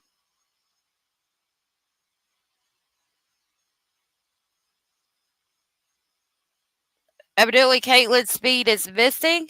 Okay, hold on. Let me see if I can share this.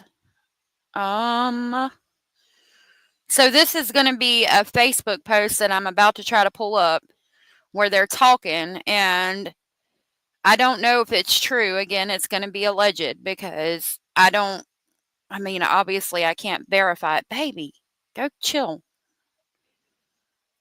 Okay. Let's see. There she is with Adriana. Oh, I just saw it.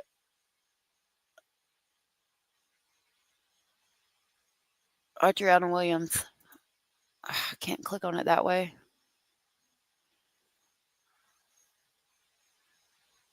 Okay, let me just go get my Gmail.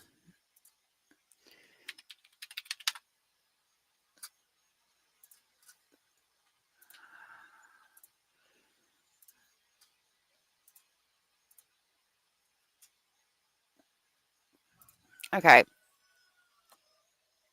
So what does this say? Amanda Huffin said Caitlin and Courtney were fighting over the inheritance, so Caitlin had her boyfriend Austin kill them all so they could get everything, in my opinion. There was no inheritance. Their mama was a broke addict. So is your baby mama married to this loser? Is she currently in jail? Not trying to be nosy, just clarifying for facts. So many just run with rumors and everything gets discombobulated. No, she's not in jail. Is she pregnant? You think she helped? Interesting. So then was it over? Are they still together?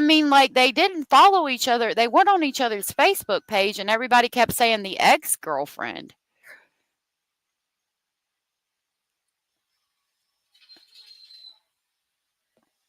What the hell? Okay.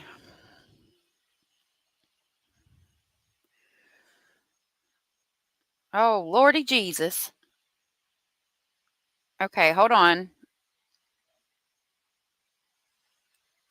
Let me get all of these.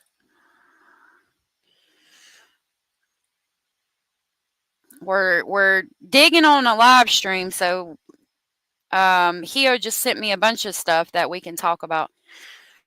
Basil, baby, I love you so very much, but I can't sit here and pet you right now. Okay, hold on. Let me refresh this and get the information.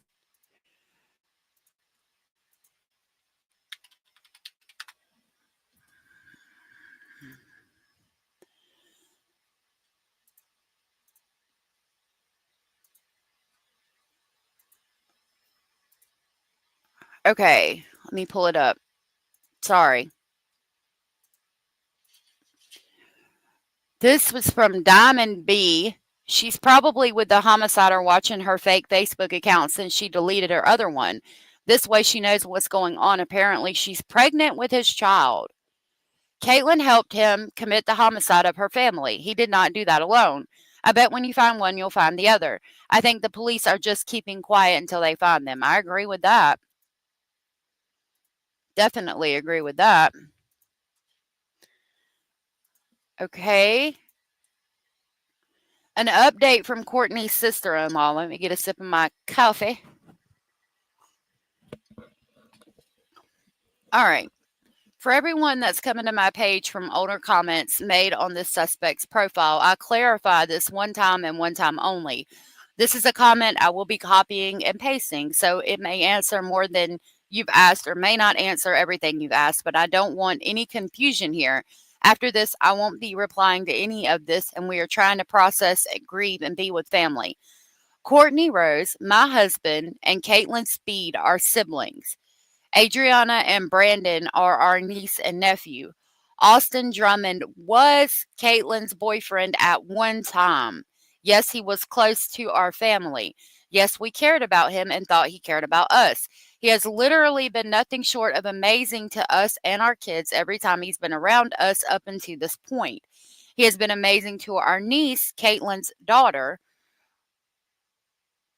We never expected him to cause any harm to anyone, much less anyone in our family. We are heartbroken. We are confused. We are devastated. We are mortified. We are hurting. Our kids are hurting.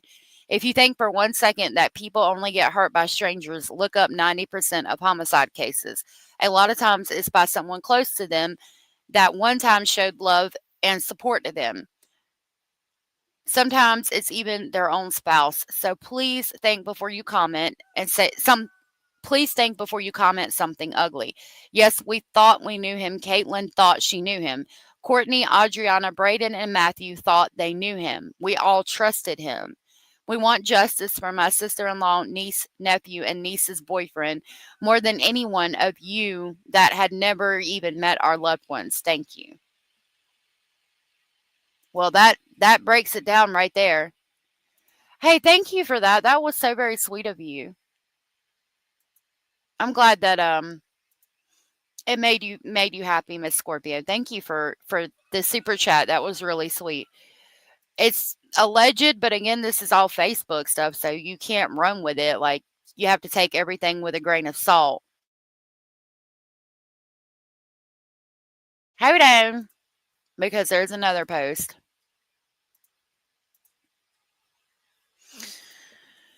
Okay. It's Tennessee. This case is a lot to unpack. It's really heavy on my heart tonight. So much info that I'm even overwhelmed. I know it's a lot to read and understand, but please take a few minutes, read the original post, watch the video, and share. Austin Drummond committed homicide of 4 people, and he's on the run. Thank God the 7-month-old beautiful baby was unharmed and is safe with family. Unfortunately, the baby's parents, who were 20 and 21, her grandmother, who was 38, her uncle, who's 15, are now deceased. The grandmother's sister, Caitlin, was in a relationship with Drummond while he was incarcerated from 2013 to 2024. Caitlin was a CO and was fired. Caitlin left her boyfriend and took their daughter to live with Drummond when he was let out on bond in September of 2024. Allegedly, Drummond was friends with the baby's father as well. There is a $15,000 reward being offered. Well, the other post from the family member said that she's not in a relationship with him anymore.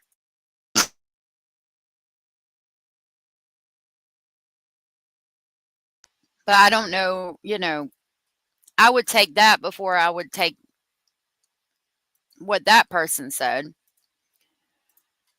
I believe it, though. I mean, looking at his Facebook and stuff, I believe that they were definitely in a relationship, because there's no other way you're getting all that stuff in the prison like that. I hope to God she's not involved. But again, that post that Hio just sent me said that she's not involved and wants nothing more than for him to be found.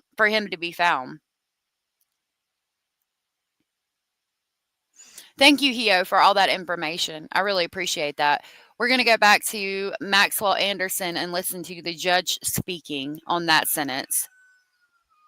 Yeah, on again, off again, right? I just don't understand. If the whole family trusted him and he was nothing but nice to them whenever he was around, what the fuck happened? Like, let's say, for the sake of argument, that they did sell meth, okay? Let's say that he sold meth, she sold meth, they sold meth, that's what they did. I don't give a shit. Like, what made him kill them? You can't blame drugs for that. Like, I don't get it, man. And even if they were all doing substances together, which, Lord, I hope not, but if they were, how did that lead to homicide? You know? Thank you, Hio, again. Yeah, he was, that cake we saw, Julianne said that he spent in prison from age 16 through 28. You think revenge, maybe? But why them and not her? You know what I mean? I guess to hurt her? Hey, Lois. You think if she's involved? I hope not. All right. We're going to finish watching what the judge had to say about Sade. I'll back it up just a little bit so we remember where we were. And I can tell you on a daily basis, you don't understand why things happen. You know, almost every case, the victims come in and they want to know why. Why did it happen? Why did you have to do this? Why did you have to get to that point? And more often than not, there's no answer. We never know. It never makes sense. There's never do you walk away and say, oh, I understand why that transpired. It just doesn't happen. I can also tell you that, you know, I've read through all these letters and they talk about give us justice, right? No, I don't think since then, but they were on again, off again while she was the CO at the prison. I don't think it was the whole time he was incarcerated. She does look like Sarah Huckabee, doesn't she? Give us what's due. But I can't give you justice. There's no way you will walk out of here, no matter what I do today, and high five each other. There's no way you walk out of here and you say justice is served, because justice would be having Ms. Robinson back to you. Justice would be having her with you for the rest of your lives. And you never get that. You know, to hear about her, she was an innocent victim. You know, she was a girl that I would hope all young ladies strive to be. You know, to hear about working 2 jobs to reach her goals, to be going on for schooling and further education, but then to hear about how much she was loved in the community by almost everyone that touched her. You know, it was interesting to go through the letters, because I got the letters that were from who I expected, you know, the mother, the father, the sister, the loved ones. I also got a letter from the real estate agent that worked with Ms. Scarborough. I got a letter from citizens. And I can't tell you, I really debated whether or not I would share this, but there was a letter from a citizen that doesn't know Ms. Robinson, never met her. Wow. And this is what he said, or she said, I don't know. The person signed it as Stargazer. In pertinent part, it says, Sade Robinson was not a torso. She was not evidence. She was a full, living, radiant human being. She had dreams, plans, and a future she was building with pride. She had people who loved her and that still love her, more than words can hold. And she had a right to live, to breathe, to laugh, to grow old. That right was stolen in a way so vile, so deliberate, that it tears at the fabric of what we call humanity. You, Maxwell Anderson, didn't just kill her. You carved her, and you discarded her like garbage. And you tried to erase her body from this earth piece by piece. And for what? Not even you had the courage to say. That is insane to me, what he did to her.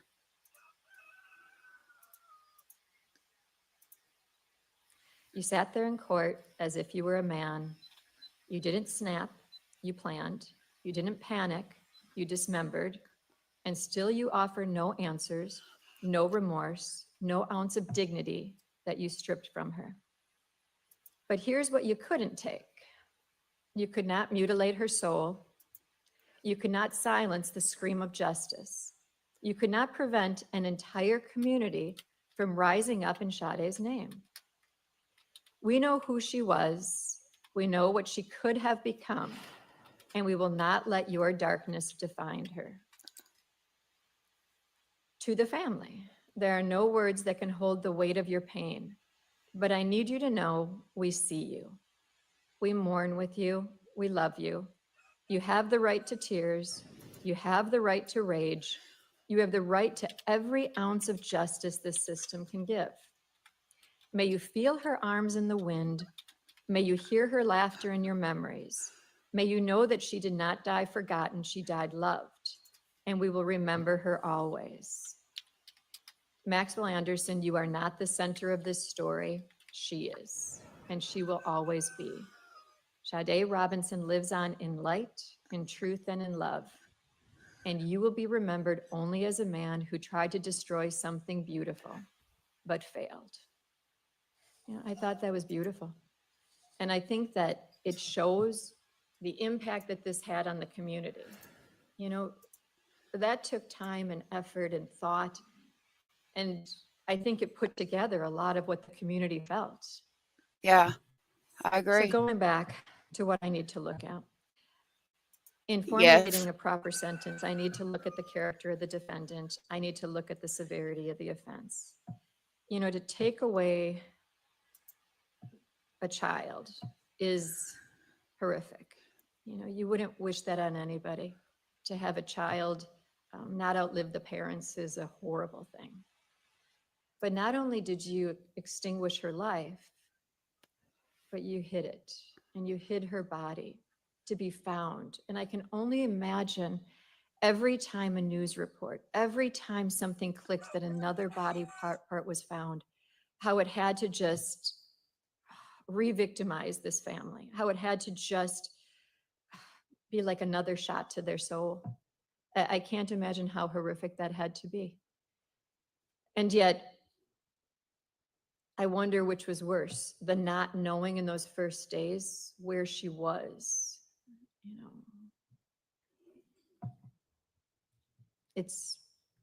I can't even think of a word, horrific. It's beyond imaginable for a parent to think of not being able to know if your children are dead or alive, and then to learn that they were dismembered and discarded.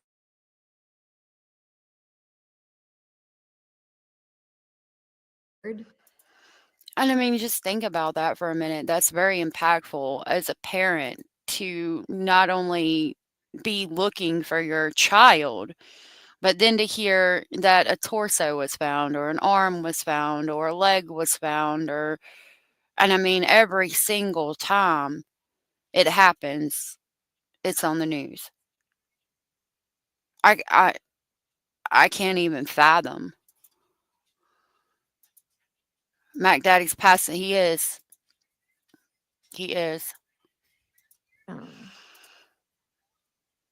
Is beyond understanding. So the severity of the offense, I'll agree. It's definitely at the top of some of the worst homicides I've seen in this court. Looking at the impact on the community, I read that letter because I thought it stated to a great extent what we're here about. You know, what my job is to do, it is to hold you accountable and to punish you. It is also to protect society. And that's about how do we figure out if at some point you're redeemed? I just almost spit my coffee everywhere. Are you serious? The defense said the family put the body there? Are you for real? What? Jesus.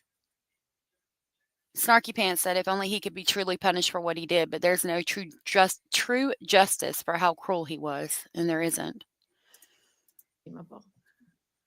How do we figure out if at some point you will change your mindset? You will get the therapy and education to be at a point where you will be safe to have in the community. Now, part of that goes into the fact that you don't take responsibility. Oh You know, my I God. listened to the evidence. I watched what was introduced during the course of the trial. There is no explanation that I've heard that's valid as to why you would be walking away from that burning car. You know, those photos were not of a girl in a video Lord have mercy. enjoying life. Those Have a good day, photos Kay. of you grasping the breast that was ultimately shaved from her body. There's a photo of him holding her breast that was removed from her body. Jesus. This man, yeah, he don't ever need to see the light of day. She went through his criminal history and all of the things he's done, and absolutely not. With her face plastered into that, I don't recall if it was the ottoman of the couch, the way that her body was positioned. There's no explanation for that. I don't need to rehash the evidence. I've gone through all my notes from this trial, and I think that Attorney Vance Cruzan did a nice job of summarizing in pertinent part the details. But there's no answer that you briefly provided in this pre-sentence that makes even a hint, that even resonates with a hint of truth. So how do we protect society from a man who clearly has had darkness in his past, who engaged in behavior that is, it's the facts that you see written in horror novels. I just saw that. I missed this. P. Loa's mom, thank you so much for the super chat. I see that you said my appreciation for my gifted membership. I'm sorry that I missed that. I apologize for that, but thank you so much for that. And I'm glad that you were gifted, if you're still here. I do apologize for missing that. Thank you. That's what we have to determine. And you know, it isn't easy. I can tell you that when you think about, is there ever something redeemable in a person? You'd like to say at some point there is. And I can tell you that at the points in life where I've come to the conclusion that there isn't anything redeemable, you know, you do think about, I think it takes away a little piece of my soul. How come I couldn't find anything good? How come I can't find anything that I can say at some point you'll be a better person? So ultimately at sentencing, considering the seriousness of the offense, your character, and the needs of society. This is clearly not a probation case. Probation would unduly depreciate the seriousness of the offense and isn't even allowable under our law. You are sentenced to a term of life imprisonment, and that is what the penalty is for a jury of your peers ultimately coming back and convicting you on Vicky. first-degree intentional. In this case, I didn't see a restitution request. No, We are Julie. asking for a restitution hearing, and we've pre-selected a date. Thank you. We'll be setting restitution off to be determined at a later date. Relative to this matter, I have considered the seriousness of the offense. I have weighed your character, and as I've indicated, I find it wanting. I've also reflected on the needs of society, and are you a good risk? And sadly, you're not. As to my sentence, relative to the nature of the offense, you are not eligible for challenge incarceration. You're clearly not eligible for any substance abuse programming. Restitution will be determined at a later date. You do need to submit a biological specimen to the state crime lab and pay the surcharge thereof. You do have the right to appeal, and if indigent, you have the right to the assistance of the public defender. What you need to understand is that a notice of intent to pursue post-conviction relief must be filed in the trial court within 20 days after sentencing for your rights to be preserved. You have been convicted of a felony. You may never possess a firearm. If you do, you're looking at 10 years of imprisonment, a $25,000 fine, or both. You may not possess body armor at any time in the future. If you do, you'll be subject to 15 years of imprisonment, a $50,000 fine, or both. You cannot vote in any election.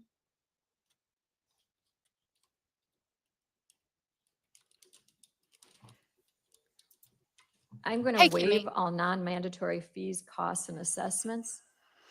I'm ultimately going to want payment for restitution first and foremost. So we're going to determine that on a later date. But due to that, I'm not imposing any fine. The fees, costs, and assessments will be payable during your term of confinement at a rate to be determined by the DOC.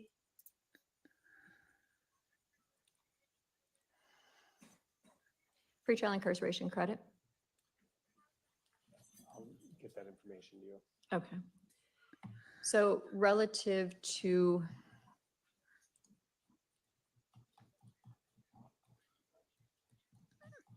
one moment.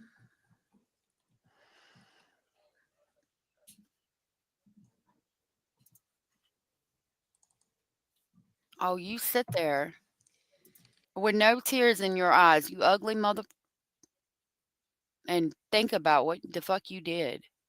Like, he was a menace to society way beforehand. 25 years on the chain gang, then straight to the wood chipper. Yep.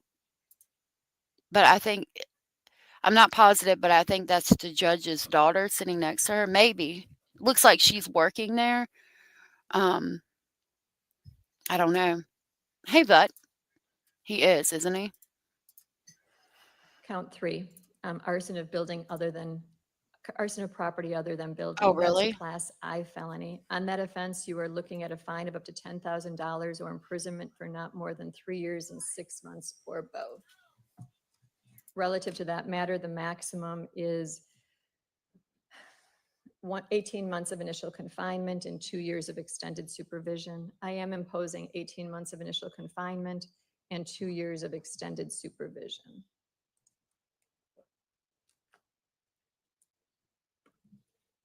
One moment.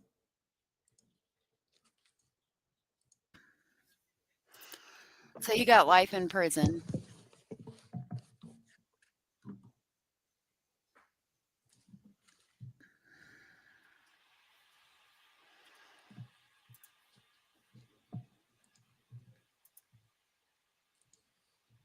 Nope. Life without the possibility of parole, I do believe. As to count 2, which is a charge of mutilating a corpse, that's a class F felony. That means upon conviction, you could be fined not more than $25,000 and imprisoned not more than 12 years and 6 months or both. Relative to that, the maximum is 7.5 years of initial confinement and 5 years of extended supervision. I am imposing 7.5 years of initial confinement and 5 years of supervision. Relative to count 1, that is a class A felony, the charge of first-degree intentional homicide. Relative to that, you shall be sentenced to imprisonment for life. And relative to this matter, weighing all of the factors that I must, looking at the galleon factors, considering your character, the severity of the offense, and the impact on the community, where you stole a truly shining light is what it sounds like. I am ordering that you will not be eligible for extended supervision. Counts 2 and 3 are consecutive to count 1. The date for the restitution hearing will be September 4th at 10:30. Have you determined? Yes, excluding today's date, 484 days. I will provide you with a written explanation of the determinate sentence for your review. State, what have I failed to address? I think that's everything. Defense, what have I failed to address? Nothing further. Celeste? Nothing, Judge. One moment, and I'll give you a copy. What the hell? That's crazy. Oh, I did want to share one other thing with y'all. That is kind of funny after this.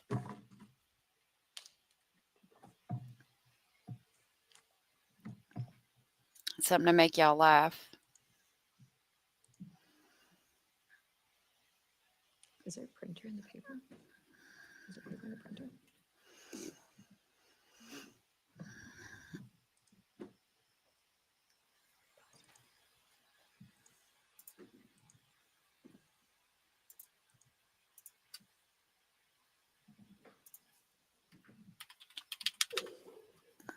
I'm glad that he's going to prison.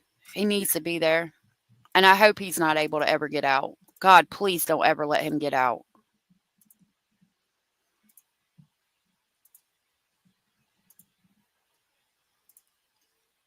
Look at him just sit there. He has multiple charges running concurrent. The murder charge was life without the possibility of parole. The others are not. Thank you.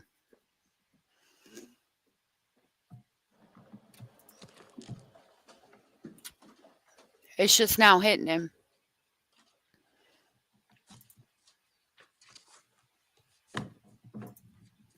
That's what I was thinking, Miss Teresa. That is funny, Miss Scorpio. Just because he may get a shot at parole doesn't mean they will grant it. Family and loved ones will be at every parole hearing to make sure he doesn't. That's very true, but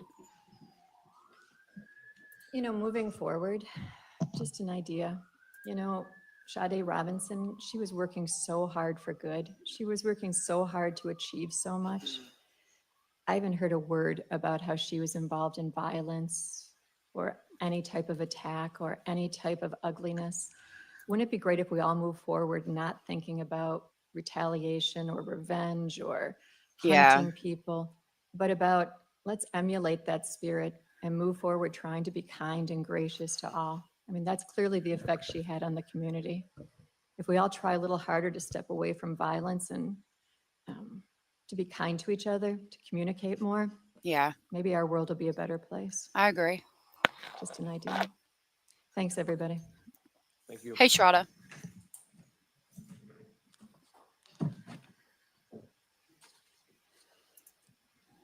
I hope he's exploited too. Oh, I know that mom will fight every appeal he attempts until her dying day. Yep.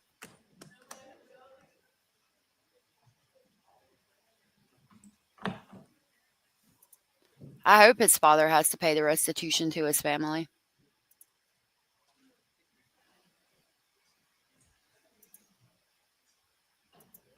I think from what I heard, he's already being extorted. All right, y'all, before I go today, I'm going to leave y'all on a little bit of a lighter note, something funny that Hio sent me the other day, and I wanted to share it with y'all today. His father is a millionaire, from what I've heard. So this is the story of the butt sniffing bandit who was arrested after a camera caught him targeting women at a mall. Okay. Butt sniffing bandit. Look at his ears. Lord of mercy. His name could possibly be Khalees Karen Crowder. Says police said the man inappropriately sniffed a woman's buttocks at a Nordstrom rack. So, yeah, Khalees Karen Crowder, who is 38 years old, has been charged with one count of loitering with intent to commit a crime. In Burbank, California, police said Crowder was, quote, observed following a female customer crouching near her and engaging in lewd behavior by inappropriately sniffing her buttocks. Crowder is a registered sex offender with, quote, a documented history of similar arrests for lewd conduct in both Glendale and Burbank dating back to 2021, according to Burbank Police Department press release. So this man has a butt sniffing obsession. He is obsessed with sniffing some buttocks. It says a California man was arrested after allegedly being caught on camera sniffing a woman's buttocks at a department store. Yes, please hit the thumbs up.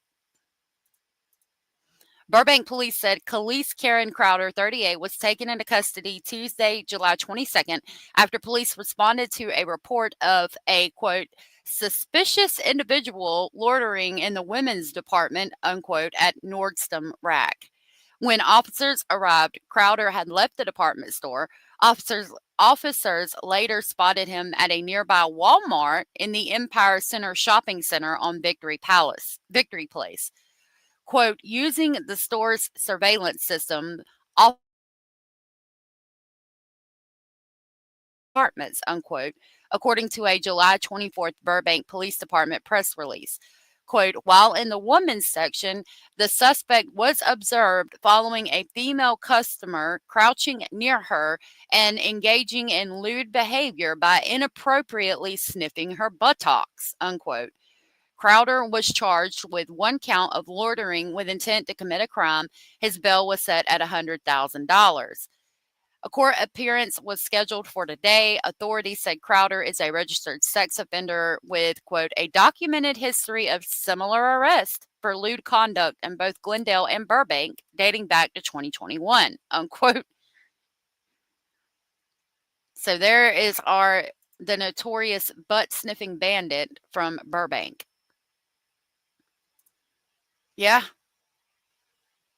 It's not the worst. Okay.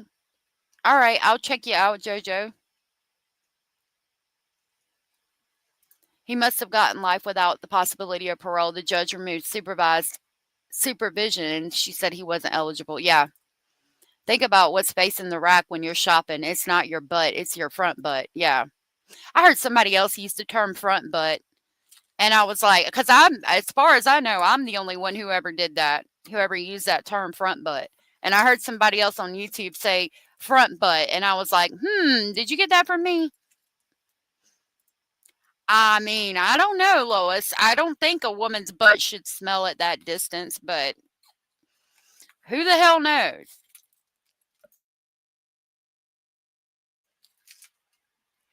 Yeah, no one wants to be followed in the store. If someone did that to me, I'd be like, what the hell? Yeah, I sure would too. All right, y'all. Well, we'll close out with the butt sniffing bandit. I did check to see if there was any updates on Austin Drummond, whatever his name was, and I didn't see anything. I want to thank y'all so much for being here. Thank you so much for all of the wonderful support that y'all gifted today. That was amazing of you guys. I really appreciate that. Thank you so very much. I hope y'all have a good rest of your day. I will be back tomorrow. You've never heard of a front butt. That's what I call it, a front butt. I will be back tomorrow, but I have to go pick Mr. Speculating up because he's on his way back now from Arkansas. And so I don't know how long we'll go, but I'm sure it will be good. Regardless, I will see y'all tomorrow. I hope y'all have a good weekend. I love you all. If nobody has told you, you are important, you are enough, you are special, and you are loved. And I'll see y'all tomorrow. Bye.